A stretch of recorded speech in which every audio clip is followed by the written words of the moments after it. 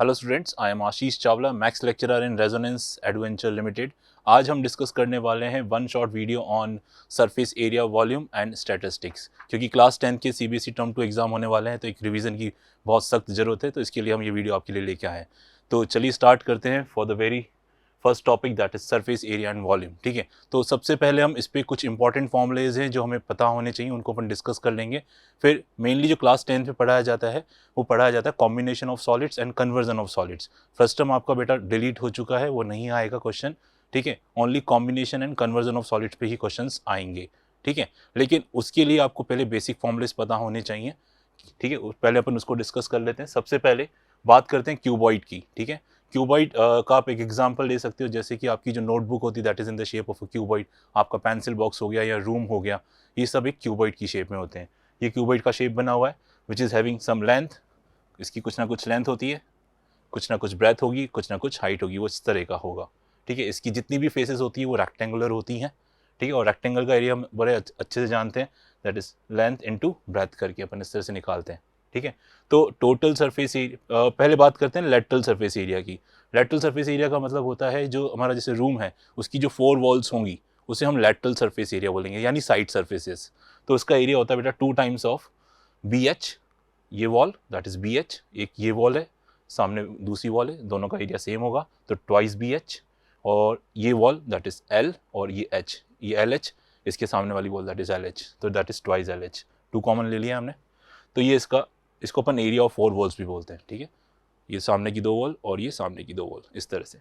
तो lateral surface area बोलो या एरिया ऑफ 4 वॉल्स बोलो, बात एक ही है। तो इसका फॉर्मूला है 2 times of H L plus B. ठीक है, H is height, L is length, B is breadth. अब जब साइड सरफेस में अपन टॉप और बॉटम का एरिया ऐड कर दें तो वो कहलाता है हमारा टोटल सरफेस एरिया। ठीक है, तो बॉटम पे अगर आप देखो तो बॉटम पे ये एक रेक्टेंगल नजर आ रहा है आपको। ठीक है, ये आपको एक रेक्टेंगल नजर आ रहा होगा। ठीक है, जिसकी लेंथ है एल, ब्रेथ है बी, तो इसका एरिया हो जाएगा L into B.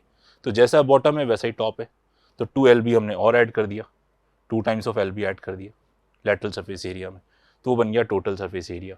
Volume of cuboid निकालनी तो आप इन तीनों पैरामीटर्स को मल्टीप्लाई कर दीजिए, that is length into breadth into height, ये आपका वॉल्यूम का काम करेगा। ठीक है, इसको अपन ऐसे भी याद रख सकते हैं, देखो एल इंटू बी बेसिकली क्या रिप्रेजेंट कर रहा है, बेस का एरिया, इसको अपन एरिया ऑफ बेस बोल सकते हैं, इंटू हाइट, इंटू हाइट। ठीक है, बात करते हैं डायगोनल की। डायगोनल क्या होता है? डायगोनल देखिए, जैसे सपोज करो ये फेस है इसका, let's say bottom corner,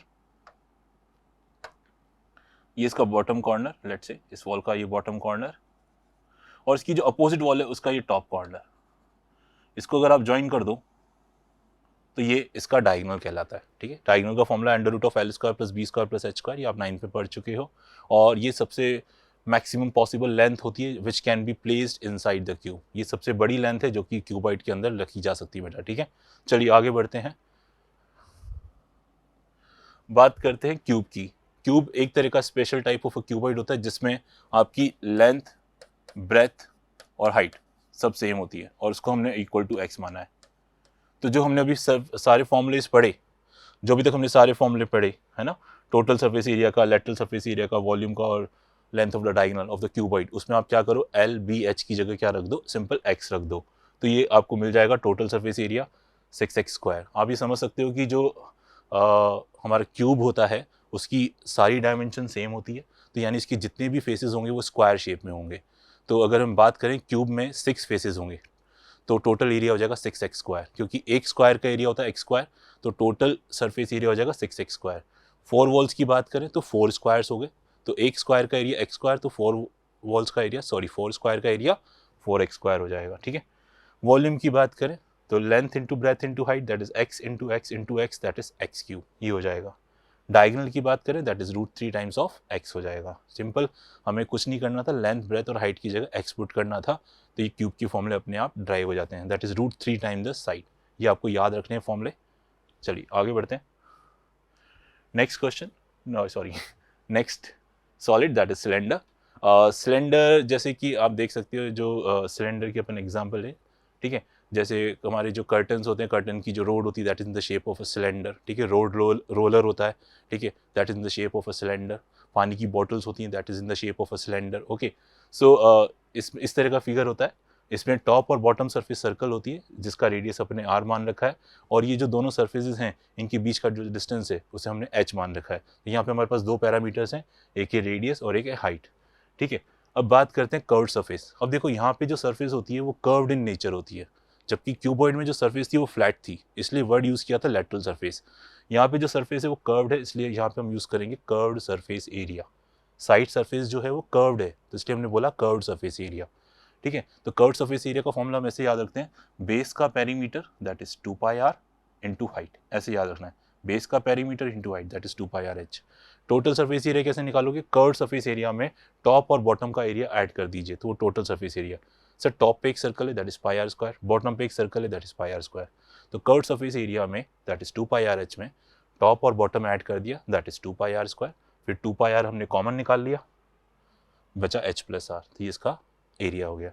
volume निकालने का तरीका क्या है बेटा, बेस का एरिया निकाल लो, इसको हाइट से मल्टीप्लाई कर दो, तो बेस का एरिया होता है पाई आर स्क्वायर, उसको हाइट से मल्टीप्लाई कर दिया पाई आर स्क्वायर एच। ठीक है, तो ये हमारे सिलेंडर के फॉर्मूले तैयार हो गए।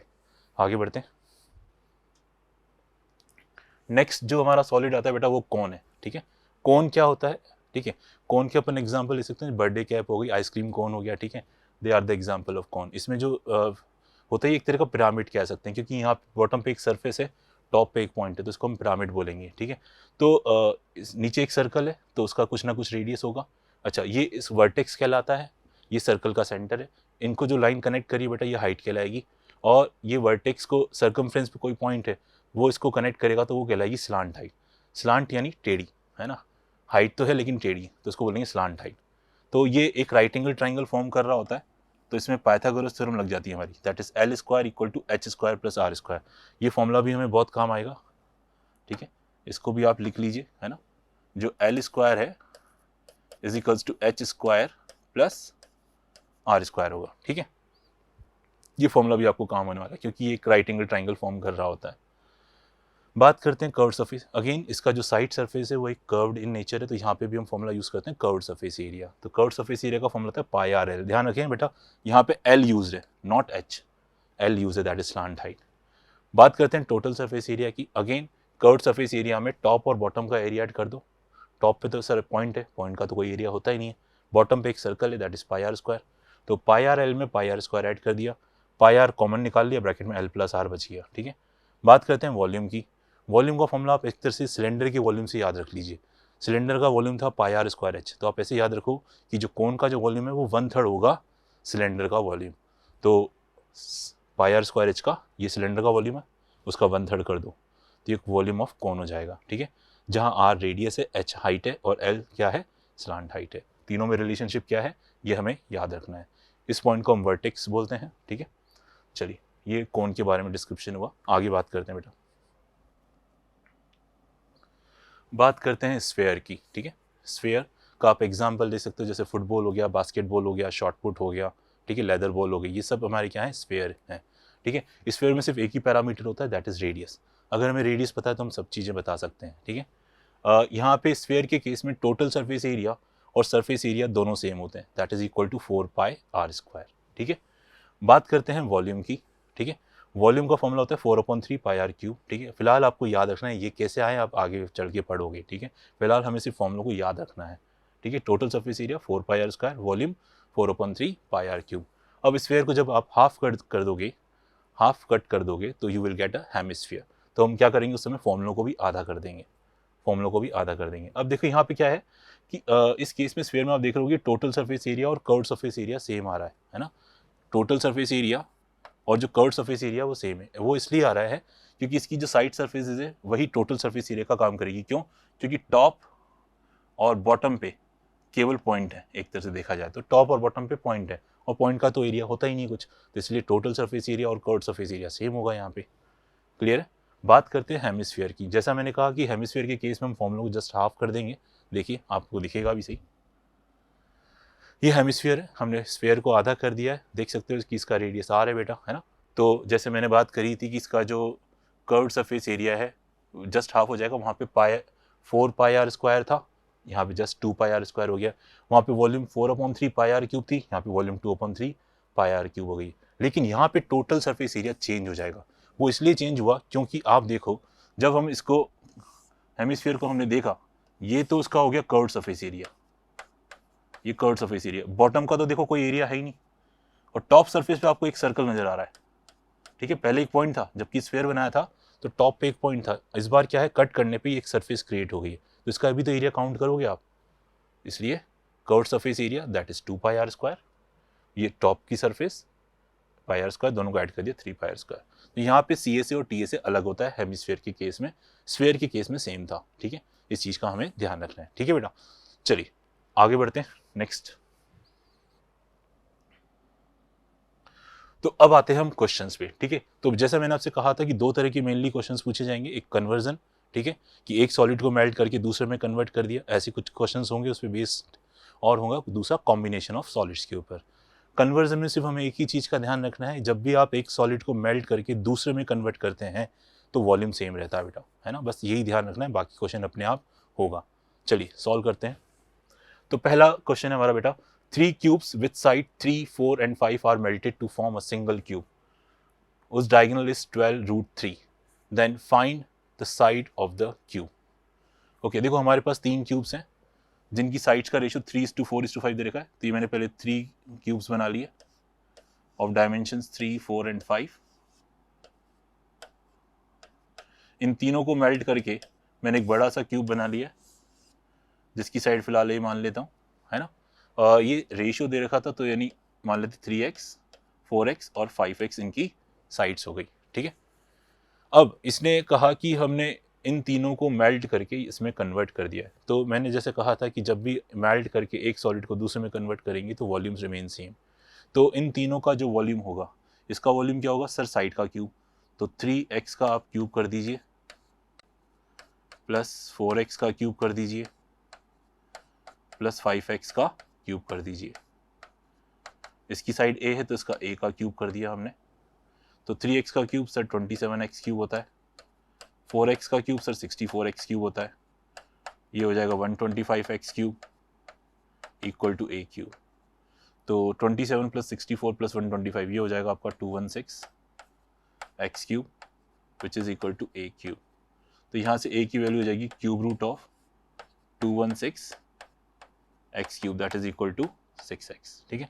तो यानी जो क्यूब की जो साइड आई है दैट इज 6x आ गई बेटा आपकी, है ना। क्यूब की जो साइड आ गई दैट इज 6x, ठीक है। अब हमें ये जो नया क्यूब बना था ना बेटा, उसका हमें डायगोनल दे रखा था 12√3। इसका जो डायगोनल था वो 12√3 था, और डायगोनल का फॉर्मूला हम जानते हैं √3 time the side which is equal to 12√3। तो यहाँ से देखो बेटा √3 से √3 कट गया, तो यानी a की वैल्यू आ गई आपकी 12, a की वैल्यू 12 आ गई। और हमने देखा था a किसके बराबर है सर, 6x के बराबर है।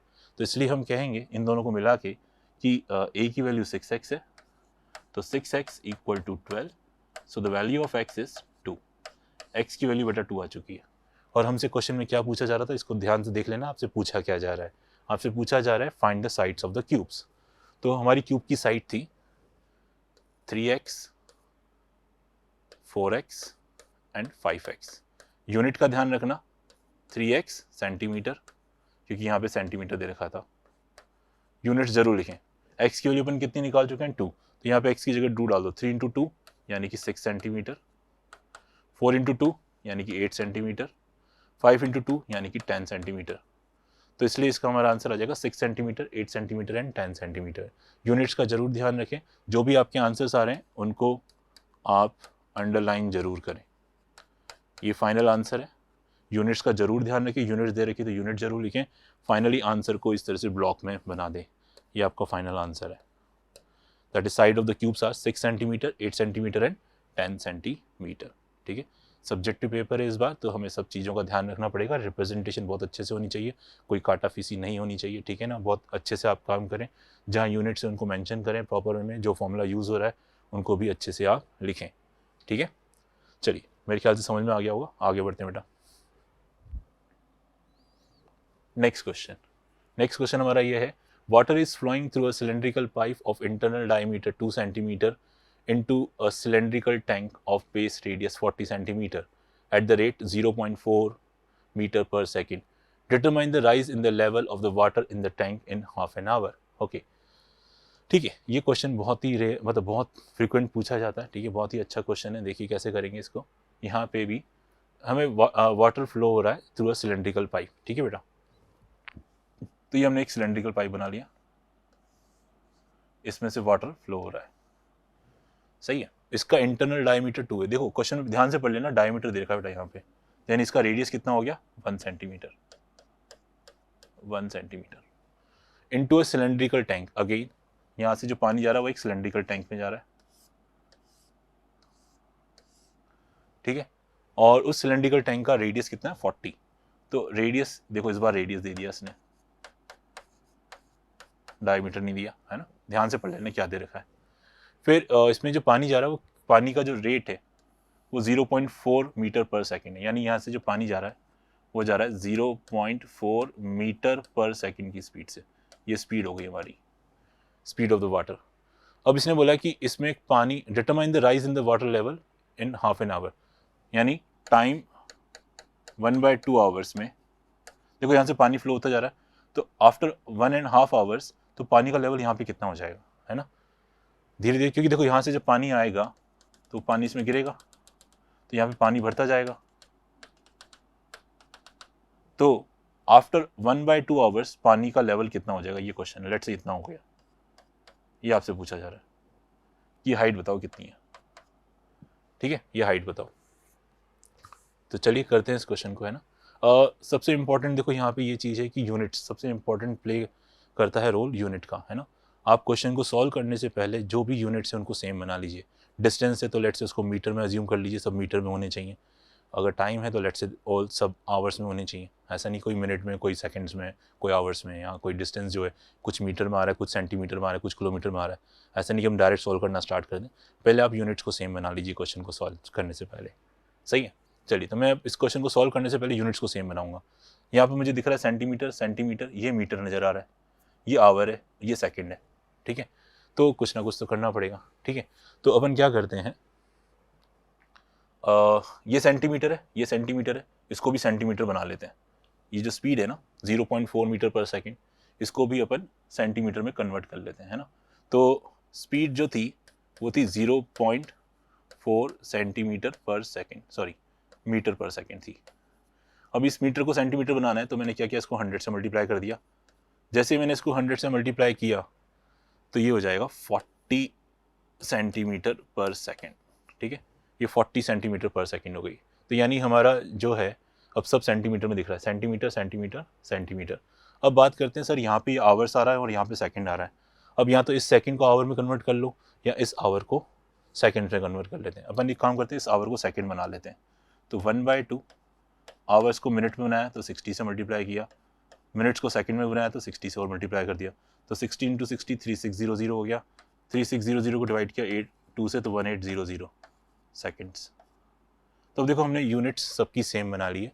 अब हमसे पूछा जा रहा था rise in the water level, यानी जो एच आएगा that should be in centimetre, ये जो आपकी हाइट आएगी that should be in centimetre. अब आप देखिए एक चीज़ समझने की कोशिश करना, इन हाफ आवर में जितना पानी यहाँ से फ्लो हुआ है उतना ही पानी यहाँ स्टोर हुआ है, ठीक है। हाफ एन आवर में जितना पानी यहाँ से फ्लो हुआ है उतना यहाँ पे स्टोर हुआ है, तो दोनों का वॉल्यूम सेम होगा। यहाँ पे पानी कितना स्टोर हुआ, जितना इस पार्ट का वॉल्यूम है। इस पार्ट का वॉल्यूम कितना है, पाई r² h। तो हम इसका वॉल्यूम लिखेंगे सर पाई r का स्क्वायर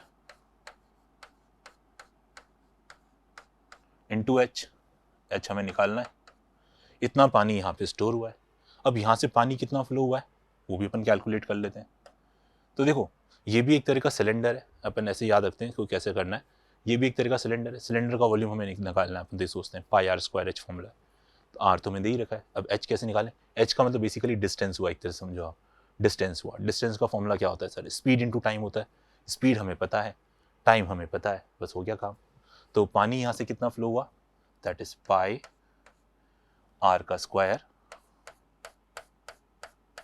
इंटू h। h का मतलब डिस्टेंस, डिस्टेंस का मतलब स्पीड इंटू टाइम।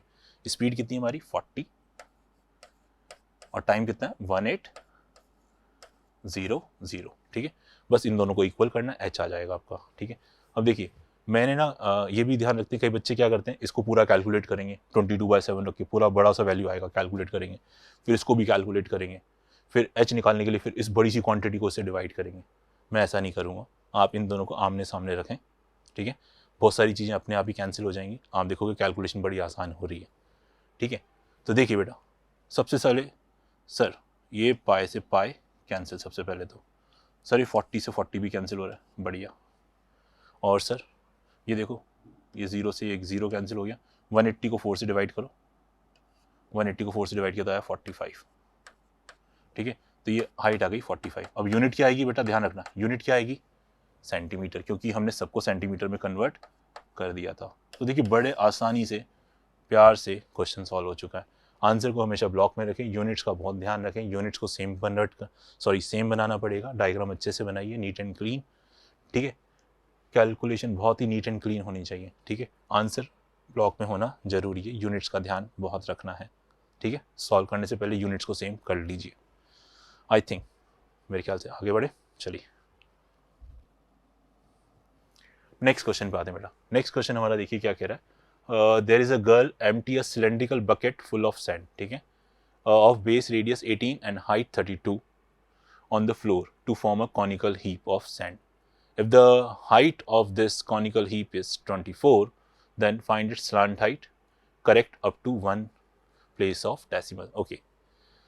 So देखिए यहाँ पे हमसे कहा जा रहा है कि हमारे पास एक सिलेंड्रिकल बकेट है, ये सिलेंड्रिकल बकेट है, ठीक है, और जिसका बेस का रेडियस कितना 18 है, 18 सेंटीमीटर, यूनिट जरूर लिखें। हाइट कितनी बेटा 32 है, एच कितना है इसका 32 है। अब इसमें सैंड भरी हुई थी, उस सैंड को हमने एक जमीन पे खाली कर दिया है और हमने एक कॉनिकल हीप बना लिया है। क्या बना लिया हमने, एक कॉनिकल हीप बना लिया, इस तरह से कुछ है ना। और इस कॉनिकल हीप की जो हाइट है वो 24 सेंटीमीटर है, इसकी जो हाइट है, वो 24 सेंटीमीटर है। ठीक है, ये हाइट है इसकी, ये एच सही है, परपेंडिकुलर, दैट इज ये रेडियस और ये आपकी स्लांट हाइट। ठीक है, क्वेश्चन में आपसे स्लांट हाइट ही पूछी जा रही है। तो देखिए अब सीधी सी बात है, अगर मुझे स्लांट हाइट निकालनी है तो एच तो मुझे पता है, आर निकालना पड़ेगा। अब जब तक आर नहीं निकलेगा तब तक आप एल नहीं निकाल सकते, है ना। अब एक और चीज़ समझिए कि ये जो कॉनिकल हीप बनी है वो इस सिलेंडर की मदद से बनी है, क्योंकि यहाँ पे जितनी भी सैंड थी वो आपने इधर ट्रांसफर करके उससे कॉनिकल हीप बनाई है। अच्छा, इस बकेट में कितनी सैंड थी, जितना इस बकेट का वॉल्यूम है, that is volume of cylinder. तो वॉल्यूम ऑफ सिलेंडर क्या होता है सर, पाई आर का स्क्वायर इंटू एच, ये सिलेंडर का वॉल्यूम, इतनी ही इसके अंदर सैंड है। वो सैंड सारी कहाँ गई, वो इधर इस हीप को बनाने में यूज हुई। तो अब जितना इस कोन का वॉल्यूम है उतना ही वॉल्यूम सैंड होगा। तो यहाँ पे कोन का वॉल्यूम कैसे निकालेंगे sir, 1/3 pi are square H. R तो नहीं पता सर, एच जरूर पता है सर 24। दोनों का वॉल्यूम इक्वल होगा, क्यों होगा, क्योंकि दोनों ही रिप्रेजेंट कर रहे हैं क्वांटिटी ऑफ सैंड। ठीक है, जो सैंड यहाँ पे थी वही सैंड इधर ट्रांसफर हुई है, सैंड में तो कोई चेंज हुआ नहीं है। पहले सैंड सिलेंडर की शेप में थी, अब वो कोन की शेप में है, तो इसलिए दोनों को इक्वल कर दिया। ठीक है, ये दोनों क्या रिप्रेजेंट कर रहे हैं, वॉल्यूम ऑफ सैंड रिप्रेजेंट कर रहे हैं। ठीक है, अब देखो जो जो कैंसिल हो सकता है बड़े आराम से देखो कैंसिल करेंगे। पाई से पाई सबसे पहले, 3 से 24 8 टाइम्स, फिर ये 8 से 32 4 टाइम्स। तो अब आर स्क्वायर देखो क्या होगा, आर स्क्वायर हो जाएगा, सॉरी आर हो जाएगा under root of 18 into 18 into 4। देखो ये 18 का पेयर बन रहा है तो 18 तो बाहर आ जाएगा, और 4 का रूट होता है 2, तो ये 2 बाहर आ जाएगा, यानी 36। तो यानी इस कोन का रेडियस आएगा 36। यूनिट क्या आएगी बेटा, सेंटीमीटर। ठीक है, क्योंकि अपन सेंटीमीटर में काम कर रहे हैं, सारी यूनिट सेंटीमीटर में ही है। अब हमें क्या निकालना है, स्लांट हाइट निकालनी, simple, that's it. Slant height, इन तीनों में आप रिलेशनशिप जानते ही हो। ठीक है, तो slant height that is L is equals to under root of R square plus H square. तो आर कितना बेटा हमारा यहाँ पे 36 है, एच कितना है 24, तो 36 का स्क्वायर प्लस 24 का स्क्वायर। ठीक है, ये आ जाएगा आपके पास। 36 का मतलब होता है 12 इंटू 3, तो 12 का स्क्वायर मैंने दोनों से कॉमन निकाल लिया, यहाँ बचा 3 का स्क्वायर हो गया 9। ठीक है ना, यहाँ से 12 का स्क्वायर बाहर निकाल लिया, 2 का स्क्वायर 4, तो 12 का स्क्वायर का रूट तो बाहर आ जाएगा, दैट इज 12, √13। अब इसकी वैल्यू आप कैलकुलेट कर लें, ठीक है। √13 की वैल्यू आप निकाल लीजिए और इसको अप्रोक्सीमेटली 1 प्लेस तक हमें इसका आंसर देना होगा। और आंसर किस में होगा बेटा, यूनिट क्या रहेगी, सेंटीमीटर। ध्यान रखना answer should be in centimetre, ठीक है। ये स्लैंट हाइट आपका आंसर आ गया, दैट इज 12√13 सेंटीमीटर। √13 की वैल्यू आप निकाल लेना, क्योंकि क्वेश्चन में आपसे डेसिमल में आंसर मांगा गया है। ऐसा नहीं कि आप रूट में छोड़ दो, हालांकि मैं रूट में छोड़ रहा हूँ, आप इसकी वैल्यू कैलकुलेट कर लेना √13 की वैल्यू कितनी आ रही है, ठीक है। तो आपको डेसिमल के 1 प्लेस तक आंसर देना होगा। आंसर को ब्लॉक में लिखना है, विथ यूनिट लिखना है, बस इतना ध्यान रखना है आपको, ठीक है। चलिए आगे बढ़ते हैं बेटा। नेक्स्ट क्वेश्चन है हमारा, a sphere of diameter 12 centimetre is dropped in a right circular cylinder vessel partly filled with water. If the sphere is completely submerged in water, the water level in the cylindrical vessel rises by 3, 5 by 9 centimeter. Then find the diameter of the cylindrical vessel. Okay. देखो हमारे पास एक sphere है जिसका diameter 12 है, ठीक है। ये sphere बना लिया, डायमीटर 12 है तो मतलब इसका रेडियस कितना हुआ, इसका रेडियस हुआ 6 सेंटीमीटर, ठीक है। ये हमने एक स्फेयर बना लिया जिसका डायमीटर 12 था, तो रेडियस हो गया 6। इसको हमने ड्रॉप कर दिया किसमें, एक सिलिंड्रिकल वेसल में जो कि पार्टली फिल्ड है विथ वाटर। ये हमारे पास एक सिलिंड्रिकल वेसल है,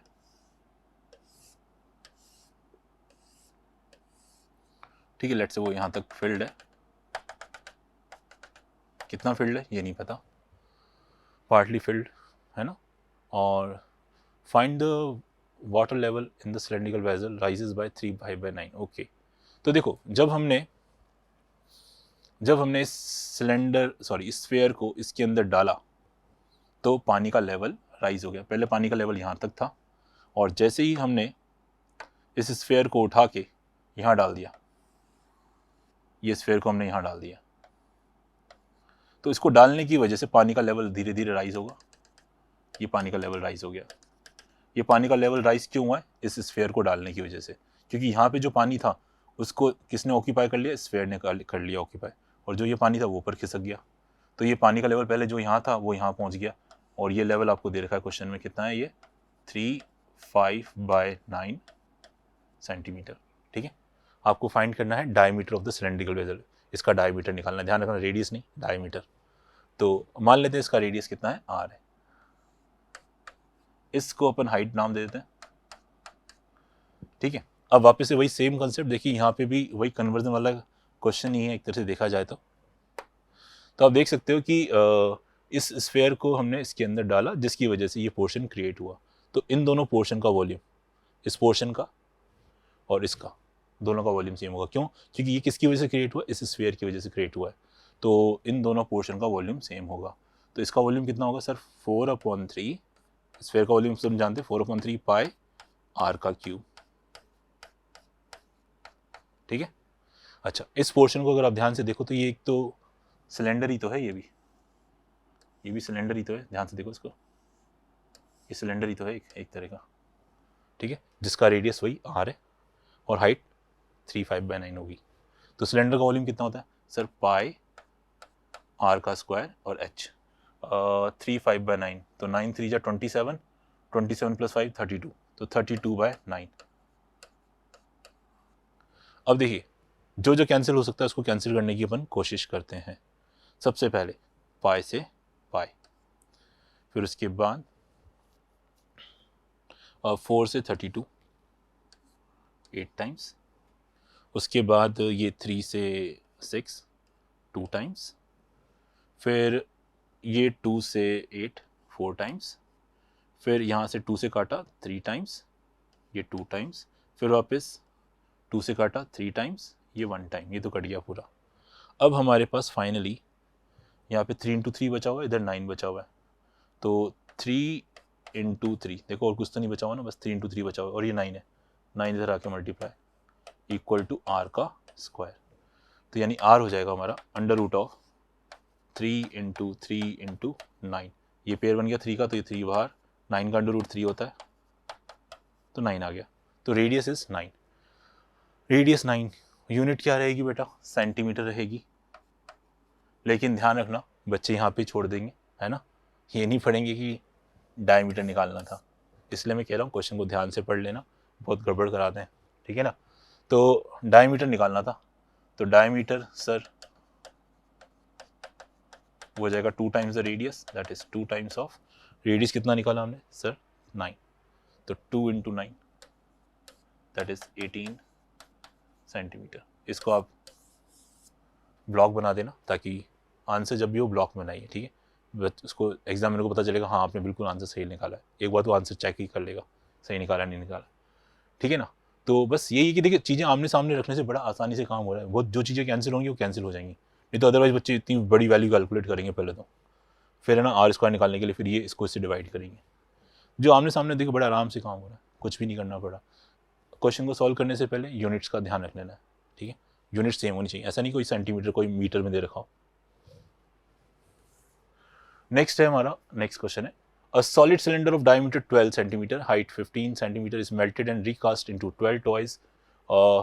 सॉरी ये हमारा नेक्स्ट पार्ट आ गया, सॉरी ये हमारा नेक्स्ट पार्ट आ गया। नेक्स्ट पार्ट ये है, देखिए जैसे मैंने कहा था कि इस चैप्टर में हमारे दो पार्ट हैं, एक कॉम्बिनेशन ऑफ सॉलिड, एक है कन्वर्जन ऑफ सॉलिड्स, ठीक है।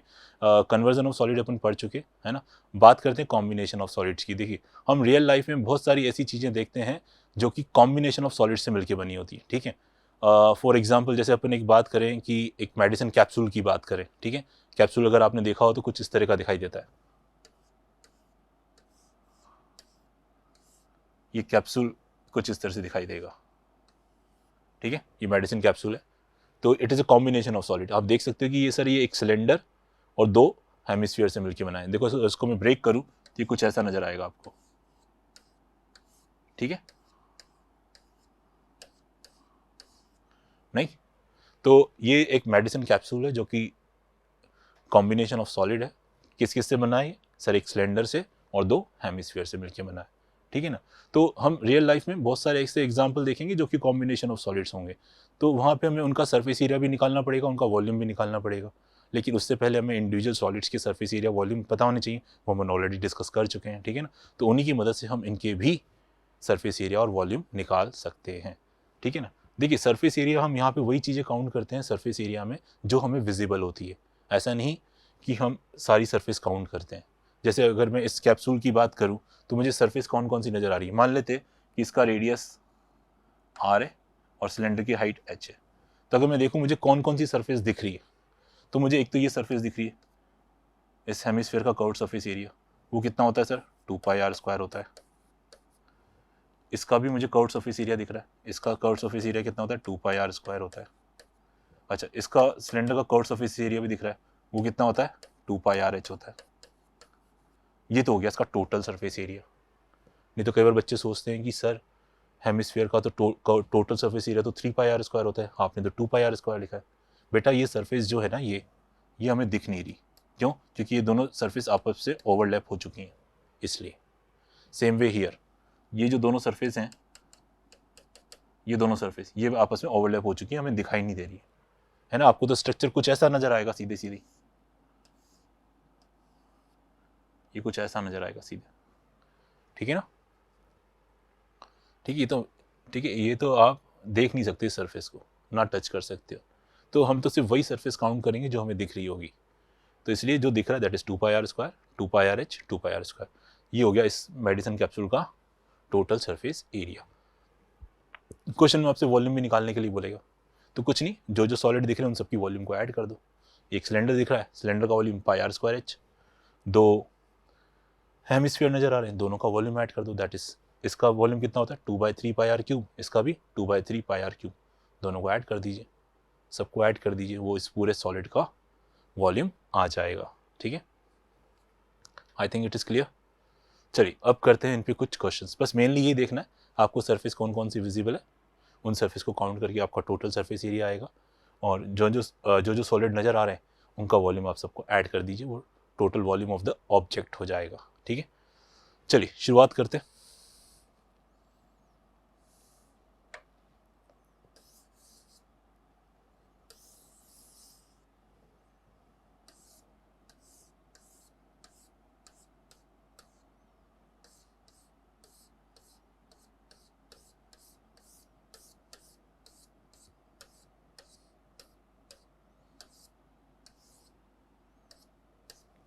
सो हमारा क्वेश्चन है बेटा,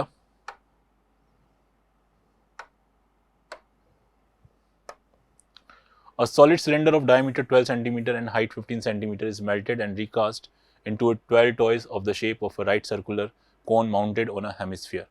Find the total height of the toy if the height of the conical part is 3 times its radius. ठीक है, देखिए हमारे पास एक सॉलिड सिलेंडर है जिसका डायमीटर 12 और हाइट 15 है. ठीक है, ये सिलेंडर बना दिया पहले तो अपन ने फटाफट से, जिसका डायमीटर देखो ध्यान से, डायमीटर दे रखा है, रेडियस नहीं, यहीं पे गड़बड़ करा देते हैं वो. रेडियस है कितना 6, हाइट कितनी है 15. यूनिट्स जरूर लिखें साथ में, है ना बेटा. इसको मेल्ट करके हमने क्या करा, 12 टॉयज बना दिए हैं. ठीक है, 12 टॉयज बना दिए हैं which in the shape of a right circular cone. ठीक है, इसको मेल्ट करके हमने एक राइट सर्कुलर कोन बना दिया है mounted on a hemisphere. Mounted on a hemisphere, ये इस तरह से कुछ टॉयज बना दिए. एक हेमिस्फीयर, उसके ऊपर हमने ये कोन माउंट कर दिया है. ठीक है ना, इस तरह के हमने टॉयज बना दिए. ऐसे कितने टॉयज बनाए आपने सर? 12 टॉयज बनाए. 12 टॉयज बनाए. इसको मेल्ट करके हमने 12 टॉयज बना दिए. अब इसने क्या कहा हमसे, इसने ये कहा find the total height of the toy. इस टॉय की टोटल हाइट बतानी है. इसने दे रखा है कि कॉनिकल पार्ट का जो, if the height of the conical part is 3 times its radius. Conical part की जो हाइट है वो 3 टाइम्स इट्स रेडियस है. तो मान लेते हैं इसका रेडियस r है, इसका रेडियस r है, तो कॉनिकल पार्ट की जो हाइट है वो 3 टाइम्स द रेडियस है. और हेमिस्फीयर की हाइट तो रेडियस के बराबर ही होती है. सही है, इस तरह से. तो जैसा कि कहा जा रहा है कि हमको इसको मेल्ट करके इसमें कन्वर्ट कर रहे हैं और ऐसे 12 टॉयज बन रहे हैं, तो again volume remain same, concept वही आएगा. कॉम्बिनेशन ऑफ सॉलिड का भी क्वेश्चन है क्योंकि यहाँ पे 2 सॉलिड कंबाइन हो चुके हैं. ठीक है ना. तो सिलेंडर का वॉल्यूम कितना होगा sir? Pi are square H. Units देख लीजिए बेटा, सेंटीमीटर सेंटीमीटर, तो यानी आर जो आएगा that should be in centimetre. ठीक है, तो सिलेंडर का वॉल्यूम कितना होता है? पाई आर स्क्वायर एच होता है.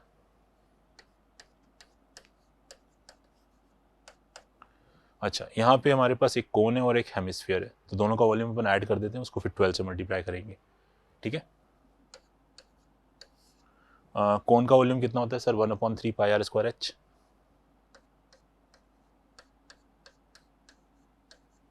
एच कितना है सर? 3r के बराबर है.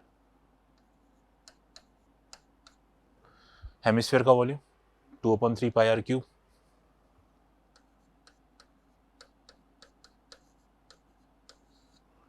सही है. चलिए अब है ना, अब चाहो तो पाई तो पहले ही कैंसिल कर सकते हैं अपन, है ना. पाई सब में कॉमन दिख रहा है अपन को तो. ठीक है, R square into H is equals to, ठीक है, ये देखो 3 से 3 भी कट गया. सही है. अब 12 देखो, R square into R that is R cube, तो 12 इंटू आर तो हो जाएगा 12r क्यूब. सही है.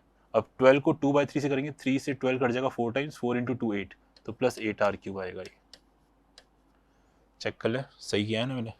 3 को 12 से काटा, 4 4 इंटू 2 8, 8r क्यूब. सही है, बिल्कुल सही है. तो R square H is equals to 20r cube. देखिए अब मैं वैल्यू पुट करूंगा, पहले मैंने वैल्यू पुट नहीं करी, अभी से मैं वेरिएबल में काम कर रहा था, अब मैं वैल्यू पुट करूंगा क्योंकि सिंप्लीफाई हो चुका है. अब देखिए स्मॉल आर कितना था 6, तो 6 का स्क्वायर 36. एच कितना है 15, 20 आर का क्यूब. सही, हमें आर ही निकालना है बेसिकली. अब देखो यहाँ पे 5 से इसको काटा 3 टाइम्स, ये 4 टाइम्स, और 36 को 4 से काटा 9 टाइम्स, तो 9 3 जा 27, तो आर क्यूब हो गया हमारे पास 27, तो यानी आर हो गया cube root of 27 that is 3. तो यानी जो रेडियस आएगा इस हेमिस्फीयर का वो आएगा 3. यूनिट क्या रहेगी? सेंटीमीटर. और आपसे क्वेश्चन में पूछा गया था find the total height of the toy. इस टॉय की टोटल हाइट बतानी थी बेटा. टॉय की टोटल हाइट होगी कोन की हाइट और इस हेमिस्फीयर की हाइट. हेमिस्फीयर की हाइट तो r है, इसकी हाइट है h दैट इज 3r, तो यानी r प्लस 3r, ये आपका आंसर होगा दैट इज 4r. और 4r 4 इंटू 3 यानी कि 12 सेंटीमीटर, तो ये आपका आंसर होगा 12 सेंटीमीटर. ठीक है, height of the toy, height of toy. इसको अंडरलाइन कर लीजिए, ब्लॉग बना लीजिए. ठीक है, ताकि एग्जाम को लगे कि हमने बिल्कुल सही किया है. यूनिट्स का बहुत ध्यान रखना है. डायमीटर दे रखा है, रेडियस दे रखा है, बार बार चेक करना पड़ेगा आपको. चलिए आगे बढ़ते हैं. नेक्स्ट क्वेश्चन है, medicine capsule is in the shape of a cylinder of diameter 0.5 centimeter with 2 hemispheres stuck on each of its end. The length of the entire capsule is 2, then find the capacity. Capacity का मतलब volume निकालना basically. ये वही example हो गया जो मैं आपसे बात कर रहा था, दैट इज मेडिसिन कैप्सूल की। तो देखो यहाँ पे हमें दे रखा है कि एक मेडिसिन कैप्सूल है, ठीक है, वो कुछ इस शेप में होगा, एक सिलेंडर और हेमिस्फीयर एट दी एंड, ठीक है। हमें दे रखा है medicine capsule in the shape of a cylinder of diameter 0.5। Diameter 0.5 दे रखा है, मतलब रेडियस कितना हुआ 0.25। रेडियस कितना हुआ 0.25 सेंटीमीटर, यानी कि 1/4 सेंटीमीटर, ठीक है। With 2 hemispheres stuck to each of its ends, okay.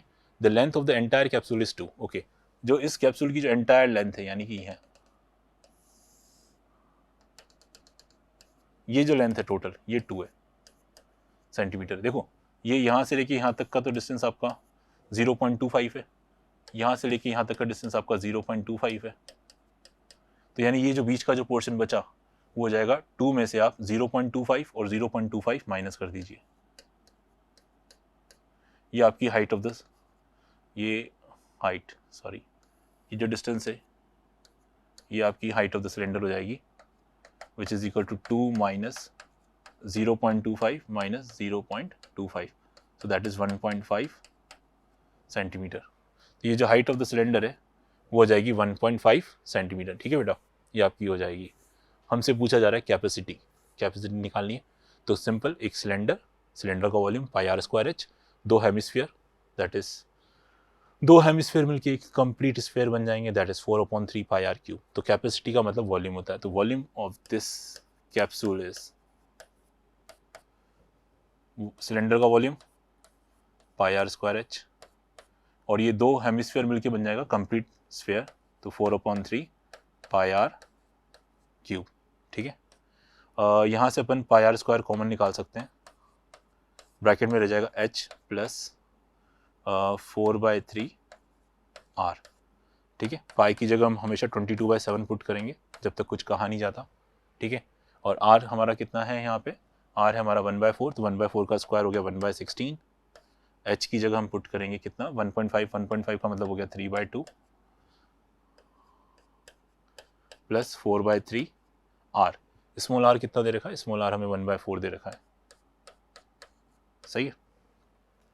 तो देखो बेटा 4 से 4 कट जाएगा आपका, यहाँ से ये 22 11 और यहाँ पे 8 टाइम्स, तो 11/56 आ जाएगा नीचे, इनटू इसका एलसीएम ले लीजिए, 3/2 और 1/3 का एलसीएम 6 आ जाएगा, यहाँ पे 6 तो 9 आ जाएगा ऊपर, यहाँ पे 2 टाइम्स तो 2 आ जाएगा, तो ये आ जाएगा 11 × 11 दैट इज़ 121 डिवाइडेड बाय 56 × 6, ठीक है।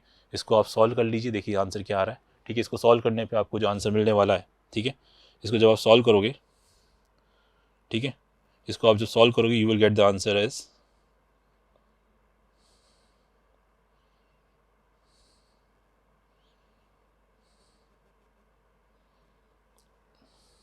0.36 सेंटीमीटर क्यूबिक, ठीक है। अप्रोक्सीमेटली जो इसका आंसर आएगा वो आएगा 0.36 सेंटीमीटर क्यूबिक, ये अप्रोक्सीमेट आंसर आएगा, ठीक है। और क्योंकि कैप्सूल की कैपेसिटी पूछ रहा है, कैपेसिटी मतलब वॉल्यूम की यूनिट सेंटीमीटर क्यूबिक होता है, तो सेंटीमीटर क्यूबिक जरूर लिखें, ठीक है। तो वॉल्यूम ये आ जाएगी 0.36 सेंटीमीटर क्यूबिक, इसको जरूर ब्लॉक में लिखें। आगे बढ़ते बेटा नेक्स्ट क्वेश्चन। नेक्स्ट क्वेश्चन ये है हमारे पास एक वुडन टॉय है made by scooping out a hemisphere of same radius from each end of a solid cylinder. If the height of the cylinder is 10 and its base is of radius 3.5, then find the volume of the wood in the toy using। देखो हमारे पास एक wooden toy है ना। हमने क्या किया है, cylinder में से, है ना, we cut out a hemisphere, दोनों एंड से हमने हेमिस्फीयर कट कर लिए इस बार, है ना। जस्ट रिवर्स क्वेश्चन हो गया पहले वाले का। यहाँ पे हमारे पास एक सिलेंडर है, यहाँ से हमने हेमिस्फीयर कट कर लिया इस तरह से, ये हेमिस्फीयर हमने कट कर लिया। ये टॉय कुछ इस तरह की शेप का है, ठीक है। ये पोर्शन एम्प्टी है, ठीक है, खाली कर दिया है अपन ने। और इसने क्या कहा हमसे कि जो रेडियस है, सिलेंडर की हाइट तो 10 है, 10 सेंटीमीटर, और बेस का जो रेडियस है वो 3.5 है। रेडियस आपको दे रखा है 3.5 सेंटीमीटर। निकालना क्या है, find the volume of the would in the toy. इस टॉय में कितनी वुड यूज़ हुई है, ये आपसे पूछा जा रहा है। तो देखो अपन क्या करें, इस सिलेंडर की वॉल्यूम में से ये 2 हेमिस्फीयर हमें निकालने पड़ेंगे, क्योंकि ये हमने हटा दिया है बोर्ड से। तो इस बार हमें क्या करना पड़ेगा, माइनस करना पड़ेगा। तो वॉल्यूम ऑफ द टॉय और volume of the wood used in the toy will be cylinder का volume, that is pi are square h, में से माइनस कर दीजिए ये 2 हेमिस्फीयर का वॉल्यूम। ये 2 हेमिस्फीयर मिलके बन जाएगा कंप्लीट स्फीयर, जिसका वॉल्यूम हो जाएगा 4/3 पाई आर क्यूब। यहां से बेटा पाई आर स्क्वायर कॉमन ले लीजिए, ब्रैकेट में आ जाएगा h माइनस 4/3 r। ठीक है, पाई आर स्क्वायर कॉमन ले लिया, h बच गया यहाँ पे 4/3 और r बच गया। अब वैल्यू पुट कर देते हैं, पाई की जगह हमें इस बार 22/7 यूज़ करना है। देखिए जैसा कहा जाए वैसा करिए, अगर कुछ पाई की मेंशन नहीं होती ना तो हम 22/7 ही लेके चलते हैं हमेशा, जब तक कुछ कहा नहीं जाए। ठीक है, तो 22/7 r कितना है बेटा, r तो देखो सर 3.5 है, तो 3.5 इंटू 3.5, h कितना है 10 माइनस 4/3, r कितना है सर 3.5 है। तो बस अब आपको इसको कैलकुलेट करना है बेटा, है ना। देखिए थोड़ा बहुत मैं कैलकुलेट कर लेता हूँ, 7 को 3.5 से डिवाइड किया तो 0.5 आ गया, 22 को 0.5 से किया तो 11 आ जाएगा, 11 इंटू 3.5, यहाँ पे अपन ने 4 इंटू 3.5 हो जाएगा 14, 14/3 तो 10 माइनस 14/3। ठीक है, 11 को 3.5 से करेंगे तो आ जाएगा 38.5। ठीक है, और यहाँ पे 3 एलसीएम ले लिया, ऊपर आ जाएगा 30 माइनस 14, दैट इज 16/3। ठीक है, तो 38.5 इंटू 16 डिवाइड बाई 3, तो देखिए कुछ ना कुछ अप्रोक्सीमेट वैल्यू आएगी, एग्जैक्ट तो डिवाइड होगा नहीं। तो जब भी आप इसको सॉल्व करोगे बेटा, है ना, इसको आप सॉल्व कर लेना, तो you will get the answer as 205। इसका जो आंसर आएगा वो आएगा 205.33 सेंटीमीटर क्यूबिक। इतना वुड ऑफ टॉय यहाँ पे यूज़ होगा। ठीक है, ये अप्रोक्सीमेट आंसर है, क्योंकि एग्जैक्टली तो डिवाइड होगा नहीं। ठीक है बेटा, तो मेरे ख्याल समझ में आ गया होगा। यहाँ से हमने ये हटा दिए थे, रिमूव कर दिए थे, इसलिए हमने वॉल्यूम माइनस करी है ना, इन दोनों की वॉल्यूम इसलिए माइनस करी है। चलिए आगे बढ़ते हैं। नेक्स्ट हमारे पास इन दिस गिवन फिगर हमें एक टेंट दे रखा है which is in the shape of a cylinder, है ना। ये टेंट है, ये नीचे सिलेंडर है, उसके ऊपर एक कोन माउंटेड है, ऐसा इसने कहा गया है। और इसने कहा कि diameter of the cylindrical part is 2.1। ठीक है, सॉरी, हाइट तो बेटा 2.1 है, इधर की 2.1, और डायमीटर कितना है 3। तो डायमीटर अगर 3 है तो रेडियस कितना हो गया 3/2 मीटर्स। यूनिट्स देख लेना, 2.1 metre, 3/2 metres. And the slant height of the conical part is 2.8। Okay, 2.8 दे रखी metres. Find the cost of canvas needed to make the tent if the canvas is available at the rate of rupees 500 per square meter। पाए हमें 22/7 use करना है। तो देखो अब इस टेंट को बनाने के लिए कितना कैनवास यूज़ होगा, सीधी सी बात है। एक तो हमें ये सरफेस कवर करनी पड़ेगी, that is curved surface area of a cone, पहली बात। दूसरा, curved surface area of the cylinder भी हमें कवर करना पड़ेगा, तभी टेंट बन पाएगा। बॉटम को कवर करने की जरूरत नहीं है, इस बॉटम को कवर करने की जरूरत नहीं है, तो only curved surface area of the cone and the curved surface area of the cylinder, बस ये दो चीज़ें आपको ऐड करनी है, दोनों का सरफेस एरिया, तो ये आपका टेंट बन जाएगा। ठीक है, तो curved surface area of cone कितना होता है सर, पाई आर एल होता है ना। आर 3/2 है, एल आपको दे रखा है दैट इज 2.8, है ना। तो पाई आर एल प्लस इसका curved surface area 2πRh, 2πRh। ठीक है, ये हमारे पास आ गया, इसका कैनवास इतना रिक्वायर्ड होगा। ठीक है, और इसकी यूनिट क्या आएगी, that is in metre square. ठीक है, पाई आर कॉमन दिखाई दे रहा है, तो पाई आर अपने कॉमन ले लिया, ब्रैकेट में बचा L + 2H। ठीक है, पाई हमें यूज़ करना है 22/7 इस क्वेश्चन में, तो 22/7, आर कितना है सर 3/2 है, L कितना है सर 2.8 है। ठीक है, ट्वाइस ऑफ H कितना है सर 2.1 है, तो 2.1 का डबल 4.2 हो जाएगा। सही है ना। अब देखो 22/7 इंटू 3/2, ये 2.8 + 4.2 तो ये हो जाएगा 7, तो 7 से 7 कट गया बेटा, 2 से ये कट गया 11 टाइम्स, तो ये आ गया 33। ठीक है, मेरे ख्याल से सब सही किया है, कुछ गड़बड़ तो नहीं है ना, चेक कर लीजिए एक बार। तो 33 मीटर आ रहा है बेटा, है ना, 33 मीटर आ रहा है, तो इतना कैनवास रिक्वायर्ड होगा। अब कैनवास की जो रेट है ना, कैनवास की जो रेट है वो दे रखी 500 per square metre, that should be in metre square. ठीक है, इतना सरफेस एरिया लगेगा, ठीक है ना, surface area required for the canvas is 33 metre square. तो टोटल कॉस्ट कैसे निकालोगे, surface area multiply with the cost rate, है ना, ये हमारा फॉर्मूला रहेगा।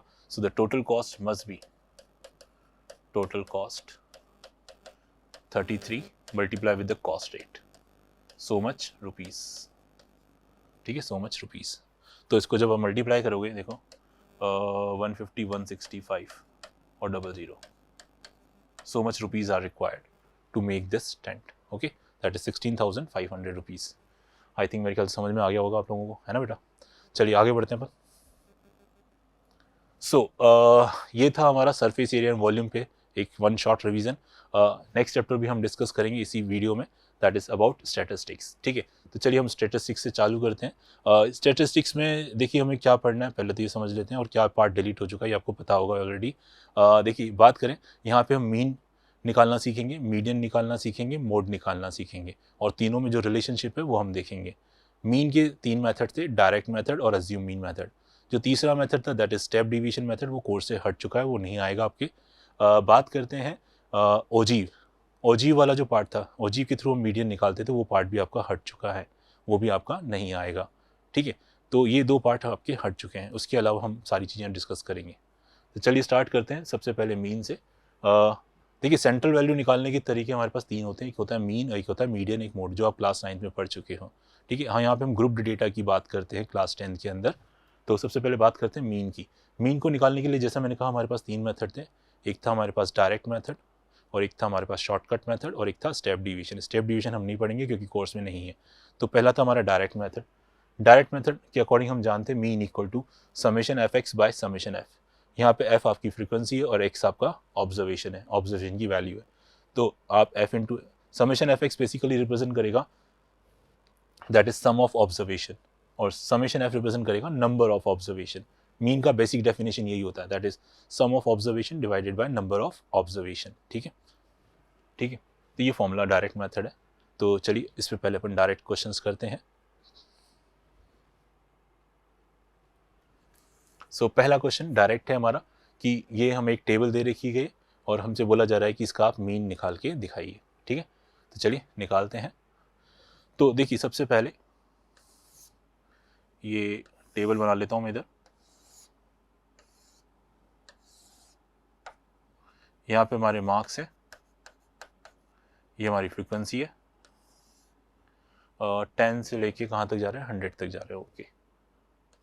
10 से 20, 30, 40, 50, 60, 70, 80, 90 और ये 100, ठीक है ना। ये 20, 30, 40, 50, 60, 70, 80, 90, ठीक है। फ्रीक्वेंसी आपको दे रखी है यहाँ पे 6, 8, 13, 7, 3, 2, 1, 3, 4, 1, 3, 4। लेट मी चेक, 6, 8, 13, 7, 3, 2, 1, 3, 4, बिल्कुल सही लिखा है मैंने। तो देखिए जब भी हमें मीन निकालना होगा, यहाँ पे हमें क्लास इंटरवल दे रखे हैं, तो हमें यहाँ पे ये फ्रीक्वेंसी तो दे ही रखी है, ये आपकी ऑब्जर्वेशन है बेसिकली, लेकिन यहाँ तो इंटरवल की फॉर्म में दे रखा है। तो जब भी इंटरवल की फॉर्म में दे रखा हो तो आपको क्लास मार्क निकालना पड़ेगा।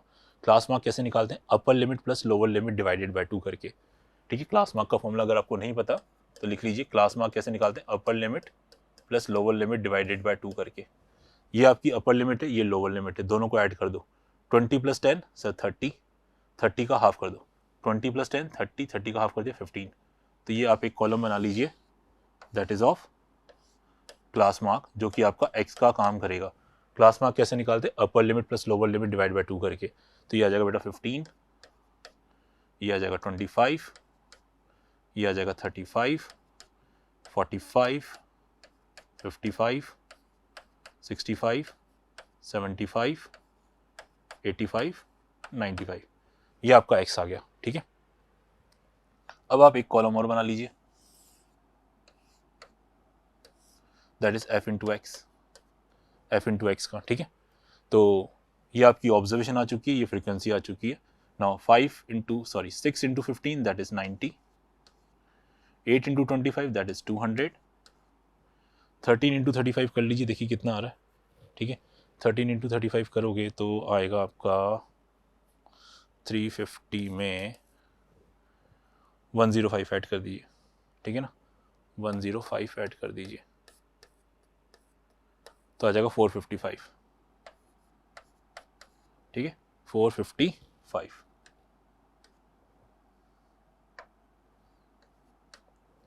नाउ 7 इंटू 45 करिए। ठीक है, 7 5 जा 35, 3 कैरी, 7 4 जा 28, 315 आ जाएगा। 55 इंटू 3 करिए, 15 5 165 आ जाएगा। 65 इंटू 2 करिए, दैट इज़ 130 आ जाएगा। 1 इंटू 75 करिए, दैट इज़ 75 आ जाएगा। 3 इंटू 85 करिए, 5 3 जा 15, 5 आ जाएगा। 8 3 जा 24, 5 3 जा 15, 5 1 कैरी, 24 प्लस 1 दैट इज़ 25। और नाउ 4 इंटू 95 करिए, दैट इज़ 95 का डबल होता है 190, 190 का डबल 380, 380 आएगा। एक बार चेक कर लेते हैं कुछ मिस्टेक तो नहीं है। 5 इंटू 15 दैट इज़ 90, 200 ये सही है। 13 इंटू 35 350 और 35 70 105, 350 प्लस 105 दैट इज़ 455 सही है। 45 7 पंजे में, ठीक है, सही है, सही है, सही है, सही है, सही है, बिल्कुल सही है। तो ये हमारे पास आ चुका है। नाउ अब हमें क्या करना है, इन सारी फ्रीक्वेंसी का सम करना है, दैट इज समेशन एफ। नीचे जगह नहीं है तो हमें यहाँ पे नीचे लिखना पड़ेगा, दैट इज समेशन एफ। ठीक है, इस लाइन के नीचे। नाउ इसका सम करिए बेटा, 6 और 8 14, 14 into 13 sorry 14 plus 13 that is 27, 27 plus 7 34, 34 plus 3 37, 39 40 sorry 6 और 8 14, 14 और 13 दैट इज 27, 27 प्लस 7 34, 34 प्लस 3 37, 39 40 43 47, 47 आ रहा है ये। ठीक है ना, तो समेशन एफ हमारा पास 47 आ रहा है। ठीक है, आई थिंक सही है। 6 8 14, 14 और 13 27, 34 37 39 40 43 47 सही है। अब समेशन एफ एक्स कर लेते हैं। ठीक है, समेशन एफ एक्स कर लेते हैं यहाँ पे।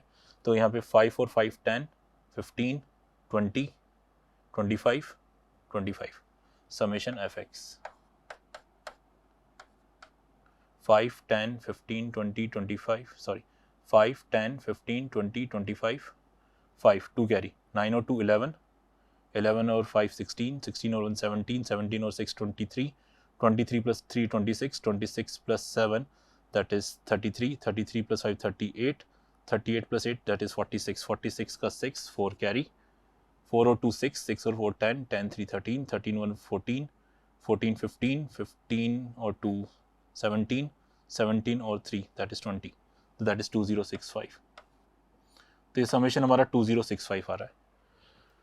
इसको एक बार मैं फिर से कैलकुलेट कर लेता हूँ, कहीं मिस्टेक तो नहीं हो रही है। 5 10 15 20 25 5 बिल्कुल सही है। 9 और 2 11 11 5 16 17 17 और 6 23 23 26 26 33 33 और 5 38 46 6 4 कैरी 4 और 2 6 6 और 4 10 10 और 3 13 14 15 15 और 2 17 ठीक है 2065। तो यहाँ से अपन मीन निकाल लेंगे। मीन हो जाएगा हमारे पास, मीन का formula sir summation F X by summation F. Summation F x हम निकाल चुके हैं, दैट इज 2065 और समेशन एफ आपका 47। तो बस आप इसको डिवाइड कर लीजिए, 2065 को 47 से डिवाइड करिए, देखिए कितना आ रहा है। ठीक है, तो वो आपका अप्रोक्सीमेट आंसर आ जाएगा। ठीक है, तो जब आप इसको डिवाइड करोगे तो आपका अप्रोक्सीमेट आंसर आएगा इस केस में 35.75 35.75। ठीक है, तो बस कुछ नहीं करना था आपको। जब भी क्लास इंटरवल दे रखा होगा तो आपको क्लास मार्क निकालना पड़ेगा। क्लास मार्क का फॉर्मूला कैसा है बेटा, upper limit plus lower limit divide by 2 करके वो कर लिया, वो आपका एक्स का काम करेगा। ये फ्रीक्वेंसी आपको ऑलरेडी गिवन है, बस एफ एक्स का एक और कॉलम बनाइए, एफ और एक्स को मल्टीप्लाई करिए, ये एफ एक्स आ गए, इन सारे एफ एक्स का सम किया that is summation F X, इन सारी फ्रीक्वेंसी का सम किया that is summation F. Mean कैसे निकालते हैं, summation F X by summation F करके, तो ये हमारा आंसर आ जाएगा इस तरह से। ठीक है, चलिए आगे बढ़ते हैं बेटा नेक्स्ट क्वेश्चन की तरफ। नेक्स्ट क्वेश्चन है the mean of the following frequency distribution is 25.2 then find the missing frequency. यहाँ पर हमें इस टेबल में मीन दे रखा है ऑलरेडी डायरेक्टली 25.2 और यहाँ पे एक फ्रीक्वेंसी मिसिंग है, तो वो हमें फाइंड करनी। चलिए करते हैं। तो पहले तो अपन टेबल बना लेते हैं इसकी, ये क्लास इंटरवल, ये इसकी फ्रीक्वेंसी,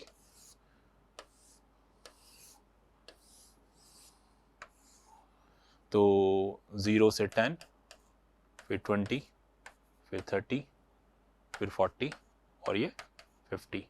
फ्रीक्वेंसी दे रखी 8, x, 10, 11, 9।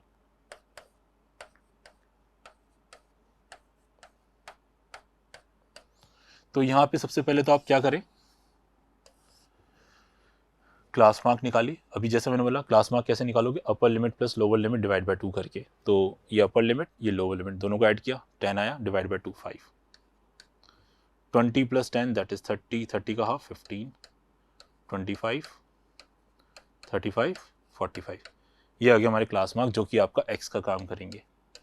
अब मीन निकालने के लिए अपन क्या करते हैं, एक कॉलम और बना लेंगे that is F into x का। तो 8 5 जा 40, x into 15 that is 15x, 10 into 25 that is 250, 11 into 35 that is 385, 9 into 45 that is 45, that is 9 5 ja 45, 5 carry, 9 5 ja 45, 5 4 carry, 9 4 ja 36 plus 4 that is 405। ठीक है, ये 405 आ गया आपका। ठीक है, अब अपन समेशन एफ एक्स कर लेते हैं पहले तो देखो ये हमारी वेरिएबल वाली टर्म है, इसको अपन ऐड नहीं करेंगे, बाकी सबको ऐड कर सकते हैं। 5 और 5 10, 10 का 0, 1 कैरी, 4 और 1 5, 5 और 5 10, 10 और 8 18, 8 1 कैरी, 1 और 2 3, 3 और 3 6, 6 और 4 10, तो 1080 प्लस 15x। सही है, ये समेशन एफ एक्स आ गया। नाउ समेशन एफ कर लेते हैं अपन। समेशन एफ आ जाएगा, ये वेरिएबल इसको छोड़ दीजिए फिलहाल। 11 और 9 20, 20 और 10 30, 38, 38 प्लस एक्स, ये हमारे पास समेशन एफ आ गया। मीन निकालने का फॉर्मूला क्या था, मीन निकालने का फॉर्मूला था sir mean equal to summation F X by summation F. Question में मीन दे रखा है that is 25.2, summation F X अपन निकाल चुके that is 1080, 1080 plus 15x divided by summation F sir 38 plus X. तो बस अब आपको कुछ नहीं करना है, आपको यहाँ पे क्रॉस मल्टीप्लाई करना है। ठीक है, तो 25.2 को 38.x से सॉरी 25.2 को 38 प्लस एक्स से मल्टीप्लाई करिए which is equal to 1080 plus 15x। ठीक है, अब इसको सॉल्व करने पे आप x निकाल सकते हो बेटा। ठीक है, इसको आप सॉल्व कर लेना, you will get the value of x। तो x की जो वैल्यू आएगी इसको आप सॉल्व करने पे जो आपको मिलने वाला बेटा, ठीक है, इसको सॉल्व करने पे जो आपको x मिलेगा वो आएगा 12। ठीक है, जब आप x को 12 रखोगे तो you will get the answer. ठीक है, इसको आप सॉल्व कर लेना, linear equation in one variable है, इसको आप आराम से सॉल्व कर सकते हो। सॉल्व करने पे आपको आंसर मिल जाएगा 12। ठीक है, तो यहाँ पे इस तरह का भी क्वेश्चन पूछा जा सकता है कि अननोन फ्रीक्वेंसी हो, प्रोसीजर वही रहेगा जो आपको मीन निकालने के लिए करना पड़ता है। आपने वही किया है, मैंने भी वही किया है कि पहले तो मैंने मीन निकालना, मीन निकालने के लिए मैंने क्या किया, क्लास मार्क निकाला, वो आपका एक्स का काम करेगा। फिर एफ एक्स का कॉलम बनाया, एफ एक्स का सम किया, फ्रीक्वेंसी का सम किया, मीन का फॉर्मूला लिखा, मीन की वैल्यू ऑलरेडी दे रखी थी इसलिए रख दी, यहाँ पे जो वैल्यू निकाली वो रख दी। बस इतना ध्यान रखना, वेरिएबल को अपन ऐड नहीं कर सकते, इसको अलग रखना पड़ेगा। यहाँ पे भी इस वेरिएबल को अपन ऐड नहीं कर सकते, इसको अलग रखना पड़ेगा, दैट्स इट। ठीक है, चलिए आगे बढ़ते हैं। Next assumed mean method. ठीक है, अज्यूम मीन मेथड मीन निकालने का एक शॉर्टकट मेथड है ना, जिससे क्या होता है हमारी कैलकुलेशन थोड़ी सी आसान हो जाती है। फॉर्मूला क्या है इसका, mean equal to A plus summation F I D I by summation F I. A क्या है, अज्यूम मीन। देखो जो गिवन ऑब्जर्वेशन है उसमें से हम किसी एक को पहले से ही मीन अज्यूम कर लेते हैं, उसको बोलते हैं अपन अज्यूम मीन। एफ का मतलब तो फ्रीक्वेंसी है ही सही, डी का मतलब होता है डिविएशन, यानी डिविएशन का मतलब होता है आपकी जो ऑब्जर्वेशन है वो जो आपने मीन अज्यूम करा है उससे कितना डिविएट कर रही है। Observation minus assume mean, that is deviation. वो हम डीविएशन कैलकुलेट कर लेते हैं। इससे क्या होता है, हमारी कैलकुलेशन थोड़ी सी आसान हो जाती है। ठीक है, ये मेथड इसलिए यूज़ किया जाता है, अदरवाइज तो डायरेक्ट मेथड तो था ही सही हमारे पास। लेकिन अगर एग्जाम में आए कि भैया आपको इस मेथड से करना है तो फिर आपको इसी से करना पड़ेगा। अगर आपने डायरेक्ट मेथड से कर दिया तो हो सकता है आपके मार्क्स कटें, मार्क्स ही ना मिले, क्योंकि साफ साफ मेंशन है आपको इसी मेथड से करना है। ठीक है, चलिए आगे बढ़ते हैं। ये हमारे पास क्वेश्चन है और इसमें हमें क्या निकालना है, इसका मीन निकालना है। ठीक है, by using assume mean method. Okay, चलिए तो करते हैं सॉल्व। सबसे पहले तो मैंने ये टेबल बना ली।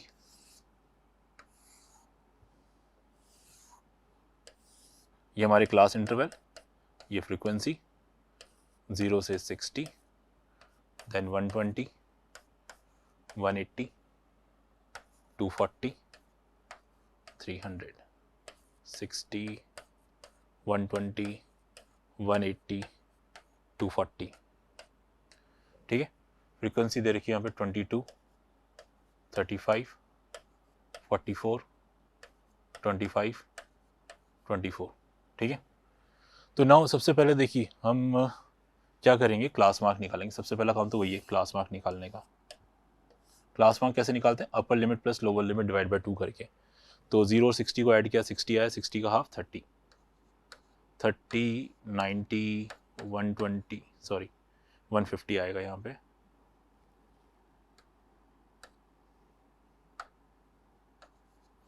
One 210, then 270। ये हो गया आपके क्लास मार्क। ये आपका एक्स का काम करेगा। जैसा मैंने कहा था कि ये जो ऑब्जर्वेशन है इनमें से आप किसी एक को मीन मान लो। जो वैल्यू सेंट्रल में आ रही है जनरली उसी को मीन मानते हैं। तो मैंने क्या किया, देखो 150 सबसे मिडिल में आ रही है तो मैंने इसको अज्यूम कर लिया अज्यूम्ड मीन। ये हमारा अज्यूम मीन कहलाएगा। ठीक है, फिर हम एक कॉलम बनाएंगे दैट इज ऑफ डेविएशन।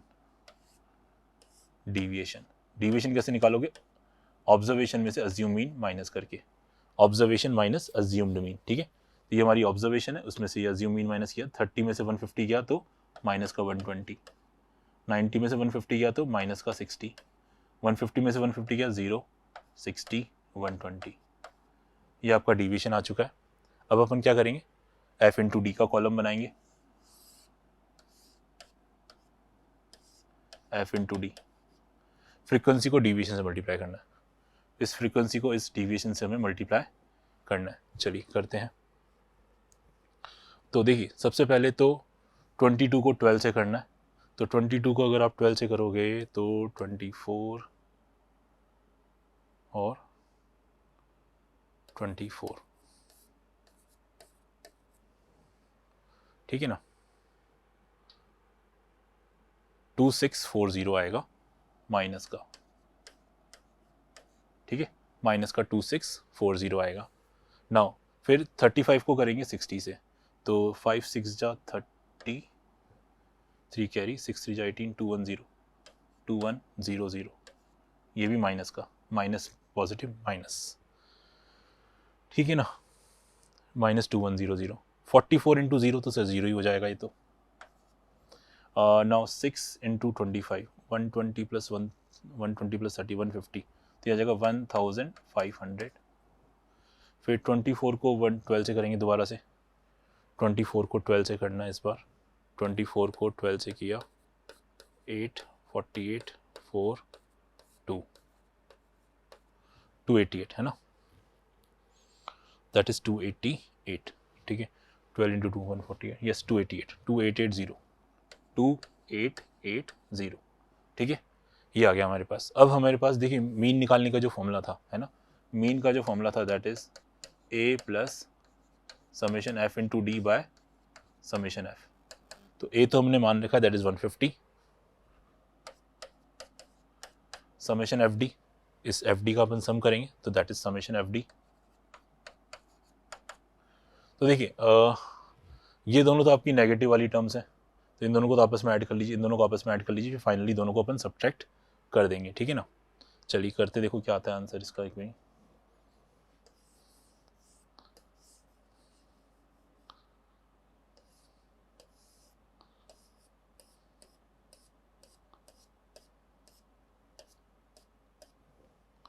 सो देखो यहाँ पे इन दोनों को ऐड करा तो ये आ जाएगा 4740, 4740 है ना, 4740, ठीक है। और इन दोनों को आपस में ऐड कर लेते हैं तो ये आ जाएगा अपने पास, ये तो 80 आ जाएगा है ना, और 28 और 15 को ऐड करेंगे तो 43 आ जाएगा आई थिंक, है ना, 43 आएगा, सही है।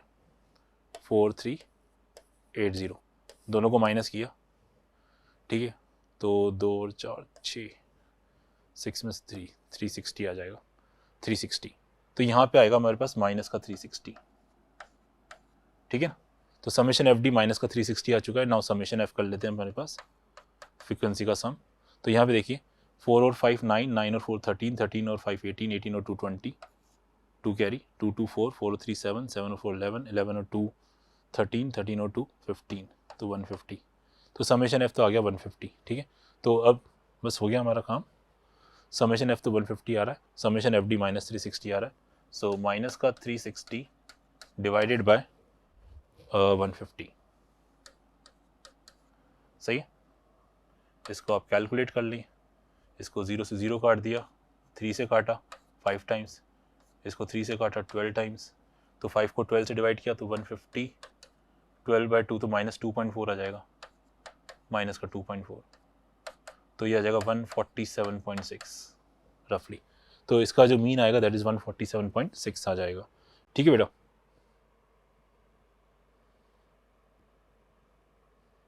चलिए नेक्स्ट क्वेश्चन की तरफ बढ़ते हैं। ये था हमारा ज़ूम इन मेथड। नाउ बात करते हैं मीडियन की, median for the grouped data. ये मीडियन का फॉर्मूला हमें बेटा याद रखना पड़ेगा, that is median equals to L plus N by two minus C upon F into H.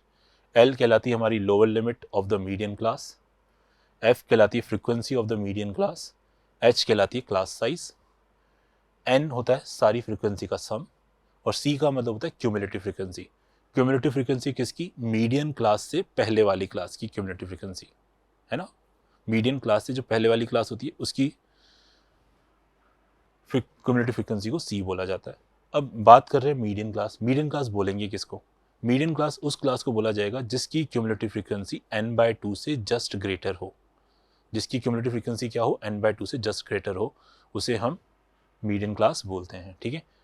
अब अपन एग्जाम्पल लेंगे तो आपको ज़्यादा अच्छे से क्लियर होगा। ये सारी टर्मिनोलॉजी फॉर्मूला आपको याद रखना पड़ेगा और कोई ऑप्शन नहीं है बेटा, ठीक है। आगे बढ़ते हैं। सीधा सीधा क्वेश्चन है, we need to find the median of this class, ठीक है। चलिए शुरुआत करते हैं अपन। पहले तो ये टेबल बना ली फटाफट से, ठीक है। ये आपकी क्लास इंटरवल्स हैं, ये आपकी फ्रीक्वेंसी हैं 0 से 10, 20, 30, 40, 50, 60, दैट्स इट।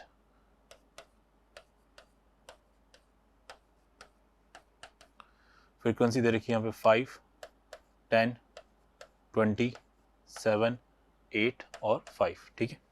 अब देखिए सबसे पहले तो अपन यहाँ पे क्यूमुलेटिव फ्रीक्वेंसी बनाएंगे लेस देन वाली, ठीक है। क्यूमुलेटिव फ्रीक्वेंसी का कॉलम बनाएंगे लेस देन वाली। तो लेस देन 10 कितने बच्चे हैं? 5, तो 5 लिख दिया। लेस देन 20 कितने बच्चे हैं? इन दोनों को ऐड कर दीजिए, दैट इज 15। लेस देन 30 इन तीनों को ऐड कर दीजिए, that is 35, that is 42, that is 50 and that is 55 I think, ठीक है। यस, ये हमारा क्यूमुलेटिव फ्रीक्वेंसी हो गया। तो यहाँ पे ये जो आखिरी में आ रहा है ये आपका कहलाता है sum of frequency, that is capital N. Capital N की वैल्यू हमारे पास आ चुकी है 55। जैसा मैंने कहा था मीडियन क्लास को डिफाइन करना पड़ेगा। मीडियन क्लास उस क्लास को बोला जाएगा जिसकी क्यूमुलेटिव फ्रीक्वेंसी n/2 से जस्ट ग्रेटर हो। तो यहाँ पे जैसे मैं n/2 करूँगा तो यानी 55/2, ये आ जाएगा 27.5, ठीक है बेटा। तो 27.5 से जस्ट बड़ी फ्रीक्वेंसी किसकी आ रही है? 15 से जस्ट देखिए 35 जस्ट 27.5 से बड़ा है, ठीक है। तो ये आपकी मीडियन क्लास हो गई, ठीक है। क्या बोला मैंने? उस क्लास को मीडियन क्लास बोला जाएगा जिसकी क्यूमुलेटिव फ्रीक्वेंसी n/2 से जस्ट ग्रेटर हो, यानी 27.5 से बड़ा कौन दिख रहा है? सब बड़े तो सभी दिख रहे हैं लेकिन जस्ट बड़ा तो 35 ही है। ये किसकी क्यूमुलेटिव फ्रीक्वेंसी है? इसकी। तो ये आपकी मीडियन क्लास हो गई, ये आपकी होगी मीडियन क्लास, ठीक है। अब जैसे मैंने आपसे कहा था एल का मतलब lower limit of the median class, ठीक है, तो ये आपकी लोअर लिमिट हो गई मीडियन क्लास की, ठीक है। ये frequency of the median class F, और मीडियन क्लास से जस्ट पहले वाली क्लास की जो क्यूमुलेटिव फ्रीक्वेंसी होगी वो सी का काम करेगी। तो ये एल आ चुका है, एफ आ चुका है, सी आ चुका है, एन आ चुका है। अब बचा एच, एच का मतलब होता है class size, class size of the median class, ठीक है।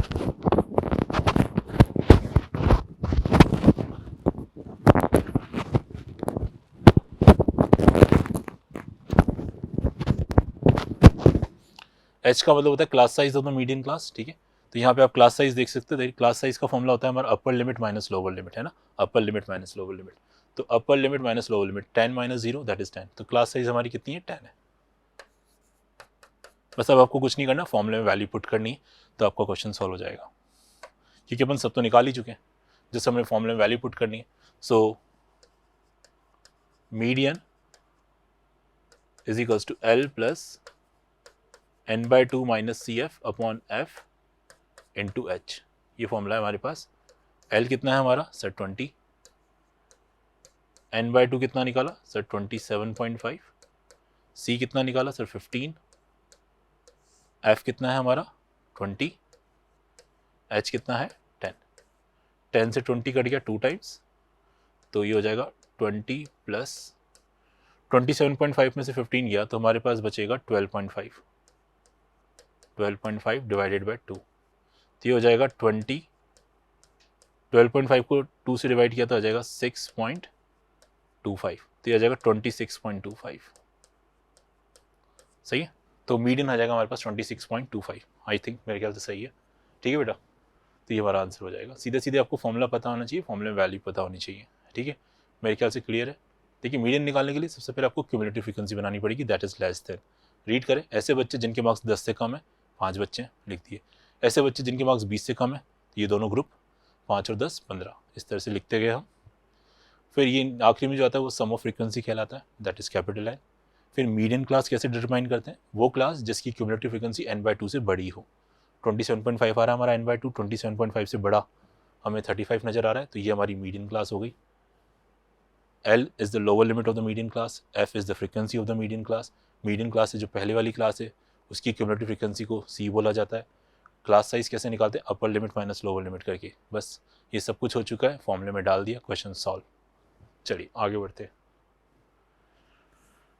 नेक्स्ट क्वेश्चन पे आते हैं बेटा। यहाँ पे the median of the following data is 50, then find the value of P and Q if the sum of all the frequency is 90।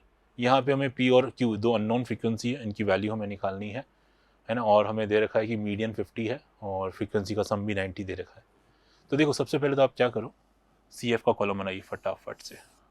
ये मैंने CF का कॉलम बनाया, तो ये तो P as it is, P में 15 जोड़ा तो 15 प्लस P, फिर 15 प्लस P में 25 जोड़ा तो 40 प्लस P, फिर 40 प्लस P में 20 जोड़ा तो 60 प्लस P, 60 प्लस P में Q जोड़ा तो 60 प्लस P प्लस Q, फिर इसमें अपन ने 8 जोड़ा तो 68 प्लस P प्लस Q, इसमें फिर 10 जोड़ा तो 78 प्लस P प्लस Q। तो ये हमने क्यूमुलेटिव फ्रीक्वेंसी बना ली लेस देन वाली, ठीक है। जैसा मैंने आपसे कहा था जो लास्ट में आता है वो सम ऑफ फ्रीक्वेंसी रिप्रेजेंट करता है। यहाँ पे सम ऑफ फ्रीक्वेंसी हमें क्वेश्चन में दे रखा है दैट इज 90, तो यानी हम कह सकते हैं कि 78 plus P plus Q is 90, तो P प्लस Q की वैल्यू हो जाएगी 90 minus 78 that is 12, that is 12। ये आपके पास एक इक्वेशन बन गई कि P और Q का सम तो 12 होगा, इतना तो हमें पता है। चलिए अब बात करते हैं, क्वेश्चन में दे रखा है कि मीडियन जो है वो इस बार 50 है ना, मीडियन जो है वो 50 है हमारा, ठीक है। मीडियन कितना दे रखा है 50, तो देखो मीडियन कौन से क्लास इंटरवल में लाई कर रहा है, मीडियन इस वाले क्लास इंटरवल में लाई कर रहा है, दैट इज 50 to 60। देखिए यहाँ पे 50 is not included in this class, है ना, upper limit are not included because यहाँ पे एक्सक्लूसिव क्लास इंटरवल दे रखा है, तो 50 हमारा इस क्लास में आ रहा है, तो यही हमारी मीडियन क्लास कहलाएगी। ये सबसे इंपॉर्टेंट है, क्योंकि n/2 के कंसेप्ट से हम मीडियन क्लास नहीं निकाल पाएंगे। क्यों, क्योंकि हमें एक्चुअली क्या है कि क्योंकि हमें क्यूमुलेटिव फ्रीक्वेंसी तो पता ही नहीं, क्योंकि ये सब वेरिएबल की फॉर्म में आ रही है, ये सब वेरिएबल की फॉर्म में आ रही है, तो इसलिए हमें जो क्वेश्चन में मीडियन दे रखा है दैट इज 50, और हमें देखना है कि मीडियन कौन से क्लास इंटरवल में आ रहा है। तो ये जो 50 है वो 50 to 60 वाले इंटरवल में आ रहा है, तो यही हमारी मीडियन क्लास हुई, बस ये मीडियन क्लास होती है, हमारा सारा काम हो चुका है। ये आपकी लोअर लिमिट, ये आपकी फ्रीक्वेंसी, इससे ऊपर वाला ये आपका कहलाएगा क्यूमुलेटिव फ्रीक्वेंसी। ये एन आई चुका है, मीडियन आपको दे रखा है, एक इक्वेशन बन चुकी है। चलिए मीडियन का फॉर्मूला यूज़ करते हैं। So median is equals to L plus n/2 minus C F upon F into H. Median question में दे रखा था 50, L कितना है 50, L 50 है, n/2 कितना है, n हमारा 90 था तो 90 का half that is 45। C F कितना है हमारा, सी एफ है हमारा 40 प्लस पी, तो -40 minus P divide by F, F कितना है 20 इंटू एच। एच का मतलब क्लास साइज, क्लास साइज आप देख सकते हो 10 की चल रही, अपर limit minus lower limit that is 10। 10 से 20 कट गया 2 टाइम्स, 50 से 50 कट गया, यहाँ पे रह गया 0, तो 0 equal to 45 minus 40 that is 5 minus P divided by 2। ये 2 इधर जाके 0 से मल्टीप्लाई, तो 0 इक्वल टू 5 माइनस पी। सो तो पी की वैल्यू बेटा 5 आ गई, पी 5 आ गया, तो पी की जगह 5 यहाँ पुट कर दो तो क्यू आ जाएगा that is 12, sorry Q is 7, sorry Q is 7, P is 5 तो क्यू इज 7। तो ये हमारी मिसिंग फ्रीक्वेंसी आ गई दैट इज 5 एंड 7। तो देखिए प्रोसीजर मैंने वही फॉलो किया जो मीडियन को निकालने के लिए किया जाता है, बस एक ही चीज़ का ध्यान रखा, मीडियन क्लास कैसे निकाली मैंने, मीडियन दे रखा था 50, ये कौन से क्लास इंटरवल में लाई कर रहा है 50, इस वाले में, ये आपकी मीडियन क्लास हो गई, बस ये दिमाग लगाना था यहाँ पे। चलिए आगे बढ़ते हैं, बात करते हैं मोड। मोड कैसे निकाला जाता है, ये मोड का फॉर्मूला बेटा आपको याद रखना पड़ेगा, काफ़ी लंबे चौड़े फॉर्मूले, ठीक है। तो mode is equals to L plus F one minus F zero twice F one minus F zero minus F two into H. यहाँ पे L is the lower limit of the modal class, F one is the frequency of the modal class, F zero modal class से जो पहले वाली class होती है उसकी frequency, F two modal class की जो बाद वाली होती है उसको एफ टू बोला जाता है, एच क्या है क्लास साइज है। अब बात करते हैं मॉडल क्लास कैसे निकालेंगे।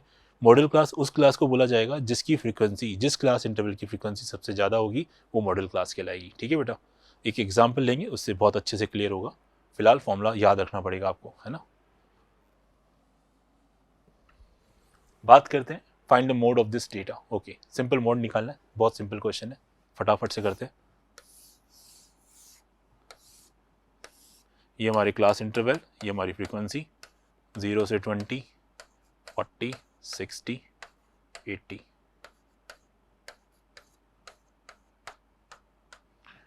और 15, 6, 18, 10, ठीक है।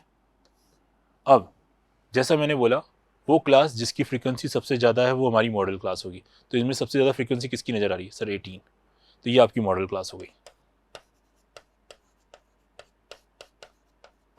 ठीक है, ये मॉडल क्लास हो गई, ठीक है। अब जैसा मैंने बोला ये आपकी मॉडल क्लास हो गई, ये मॉडल क्लास की लोअर लिमिट हो गई, ये मॉडल क्लास की फ्रीक्वेंसी f1 कहलाएगी, उससे पहले वाले को अपन f0 बोलेंगे, उसके बाद वाले को अपन f2 बोलेंगे, और h क्या था, h is the class size. Class size कितनी है, अपर लिमिट माइनस लोअर लिमिट, तो कोई सी भी ले लीजिए कोई दिक्कत नहीं है, 60 माइनस 40 दैट इज 20, तो क्लास साइज कितनी बेटा 20 है। तो हमारे पास L आ चुका है, H आ चुका है, F1 F0 सब कुछ आ चुका है, बस मोड का फॉर्मूला लगाइए, बहुत आसानी से सॉल्व हो गया, ठीक है, बड़ा आसान है। मॉडल क्लास कैसे निकाली, वो क्लास जिसकी फ्रीक्वेंसी सबसे ज़्यादा है, ये सबसे ज़्यादा थी तो ये हमारी मॉडल क्लास हुई। L is the lower limit of the modal class, F1 is the frequency of the modal class, model class से जो पहले वाली थी उसकी फ्रीक्वेंसी को F0 बोला गया, उसकी बाद वाली को F2 बोला गया, दैट्स इट, ठीक है। चलिए सॉल्व करते हैं, फॉर्मूले में वैल्यू पुट करनी है और कुछ नहीं करना है अपन को तब। So mode is equals to L plus F1 minus F0 twice F1 minus F0 minus F2 into H, ठीक है। L कितना है हमारा, L है सर 40 प्लस F1 कितना है सर 18, F0 कितना है 6, 2 into 18 that is 36, 2 F1 36, F0 6, F2 10 into H, H कितना है हमारा 20, एच कितना है 20, बस सॉल्व करते हैं। 40 18 माइनस 6 दैट इज 12, 10 और 6 16, 36 में 16 गया दैट इज़ 20, 20 से 20 कैंसिल, 40 प्लस 12 दैट इज़ 52। तो हमारा पास जो मोड आया that is 52, it should be 52।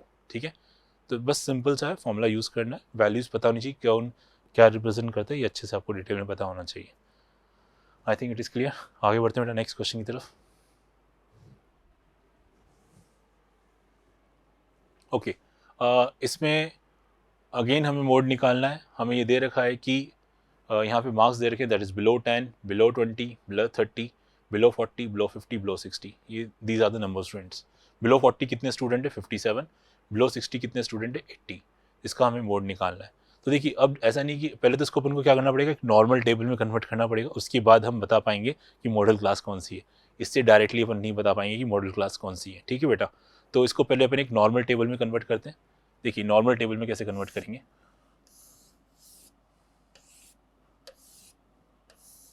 ये हमारा क्लास इंटरवल और ये हमारी फ्रीक्वेंसी। ठीक है, देखो यहाँ पे जो बिलो है, यानी बिलो का मतलब बेसिकली लेस देन के साथ हमेशा अपर लिमिट लिखी जाती है। ये अपर लिमिट्स हैं सारी, ये 10, 20, 30, 40, 50, 60 ये सब क्या है, हमारी अपर लिमिट्स हैं।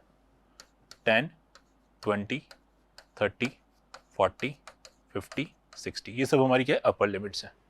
अब यहाँ से आपको समझ में आ गया हो कि इन सब के बीच का गैप 10, 10, 10 का चल रहा है, तो इसका मतलब है कि क्लास साइज भी 10 की होगी।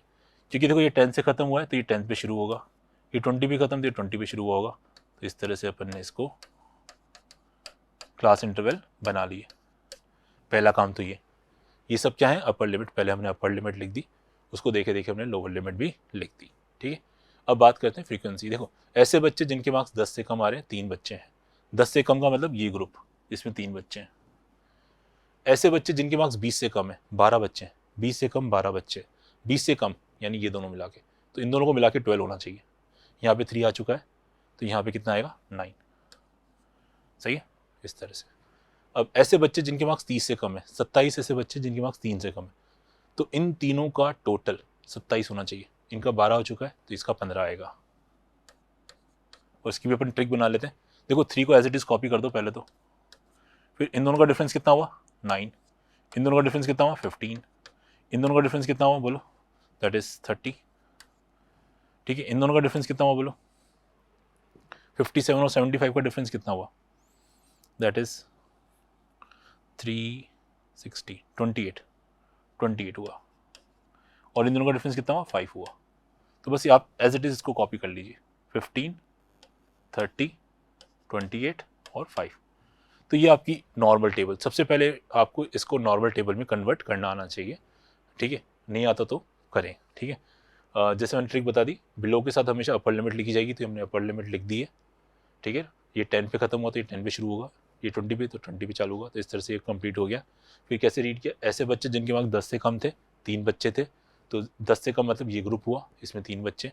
फिर इसको रीड किया, ऐसे बच्चे जिनके मार्क्स 20 से कम थे, 20 से कम का मतलब 0 से 10 और 10 से 20, ये दोनों मिला के 12 बनना चाहिए।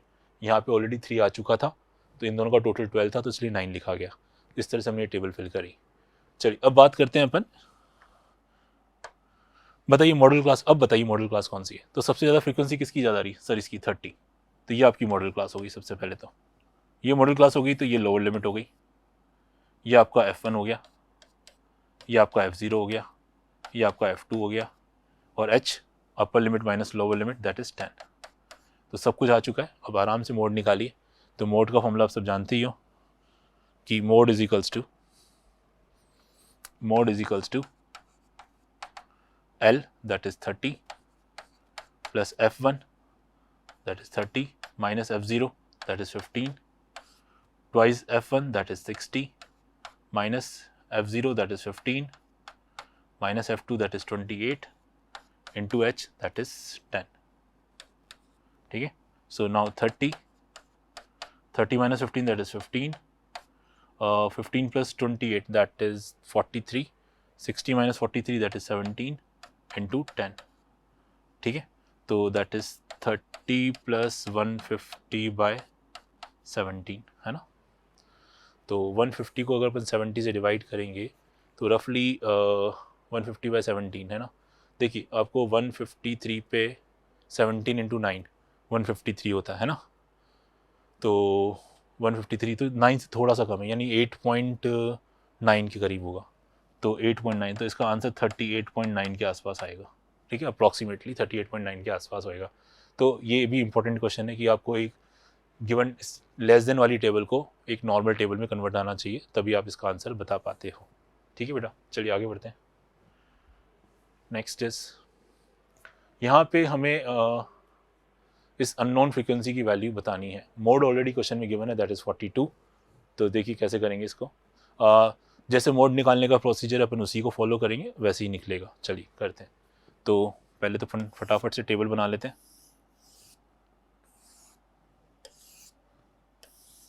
ये हमारा क्लास इंटरवल, ये हमारी फ्रीक्वेंसी 10 से 20, 30, 40, कहाँ तक जा रहा है, 70 तक, 50, 60, 70।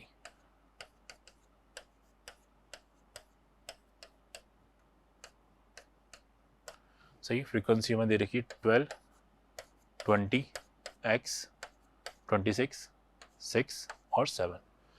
तो देखिए सब, और इसमें हमें दे रखा है मोड कितना है बेटा, 42।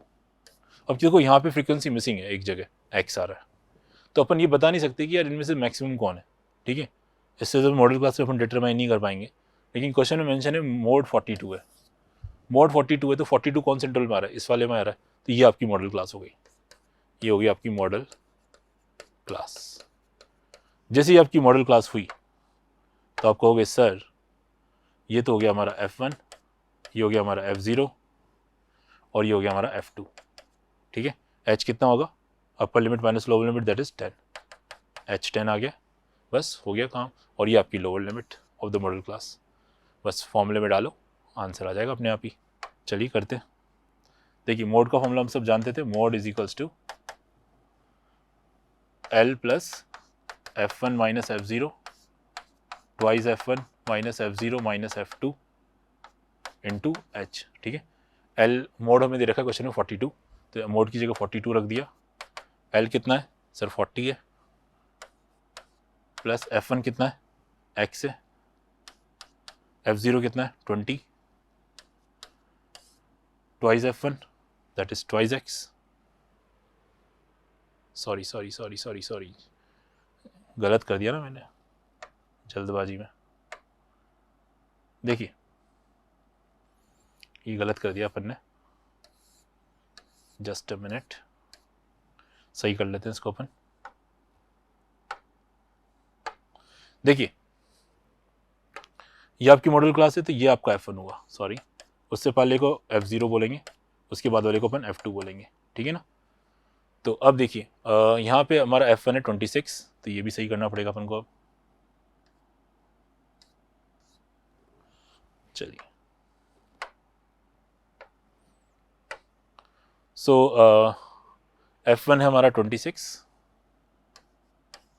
F0 है हमारा x, 2 इंटू F1 यानी 2 into 26 that is 52, minus F0 that is x, minus 6 into h। h कितना है, h है हमारा 10, h है हमारा 10।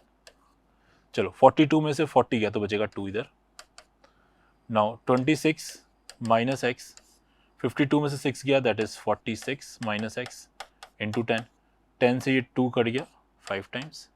नाउ 46 माइनस x इधर आ जाएगा, 46 माइनस x equal to 5 into 26 that is 130 minus 5x, minus 5x इधर आके प्लस तो 4x, 46 उधर जाके प्लस तो ये जाएगा 176। सो x की वैल्यू हो जाएगी 176 डिवाइडेड बाय 4 दैट इज 4 जा 16, 44। So the value of x comes out to be 44। तो यहाँ पे जो अननोन फ्रीक्वेंसी है उसकी वैल्यू 44 आएगी। चलिए आगे बढ़ते हैं। नेक्स्ट लास्ट हमारा पॉइंट है that is the relationship between mean, median and mode. ये लास्ट पॉइंट है हमारा बेटा कि मीन, मीडियन और मोड के बीच में एक रिलेशनशिप देखा जाता है, that is mode is equals to 3 times the median minus 2 times the mean. ये डायरेक्ट कई बार फॉर्मूला पूछा जाता है और कुछ अननोन वैल्यू दे दी जाएगी, मीडियन दे दिया, मीन दे दिया, बताओ मोड कितना होगा। तो ये फॉर्मूला आपको याद होना चाहिए, तो डायरेक्ट फॉर्मूले पे क्वेश्चन आ सकता है। तो एक क्वेश्चन अपन इसके भी कर लेते हैं। क्वेश्चन है mean and median of the data is 54 and 51, then find the mode. तो जैसे हमने देखा था कि मोड का क्या फॉर्मूला था बेटा, mode is define as 3 median minus 2 mean, ये हमारा फॉर्मूला था। क्वेश्चन में मीडियन हमें दे रखा है कितना, मीन दे रखा है, सॉरी मीन तो है 54 और मीडियन है 51, तो 3 times of 51 minus 2 times of mean, mean कितना दे रखा है 54, सो 153, 51 into 3 that is 153, 54 into 2 that is 108, तो mode should be equal to 153 minus 108 that is 45, so 45 should be our mode. तो using this relationship you can easily find the value of mode.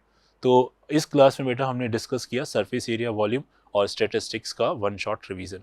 हमने short में theory भी देखी और कुछ important question जो कि एक्सपेक्टेड हैं कि आपके टर्म 2 में पूछे जाएं। मेरे ख्याल से ये वीडियो आपको काफ़ी हेल्प करेगा। I think you like the video. Thank you for watching.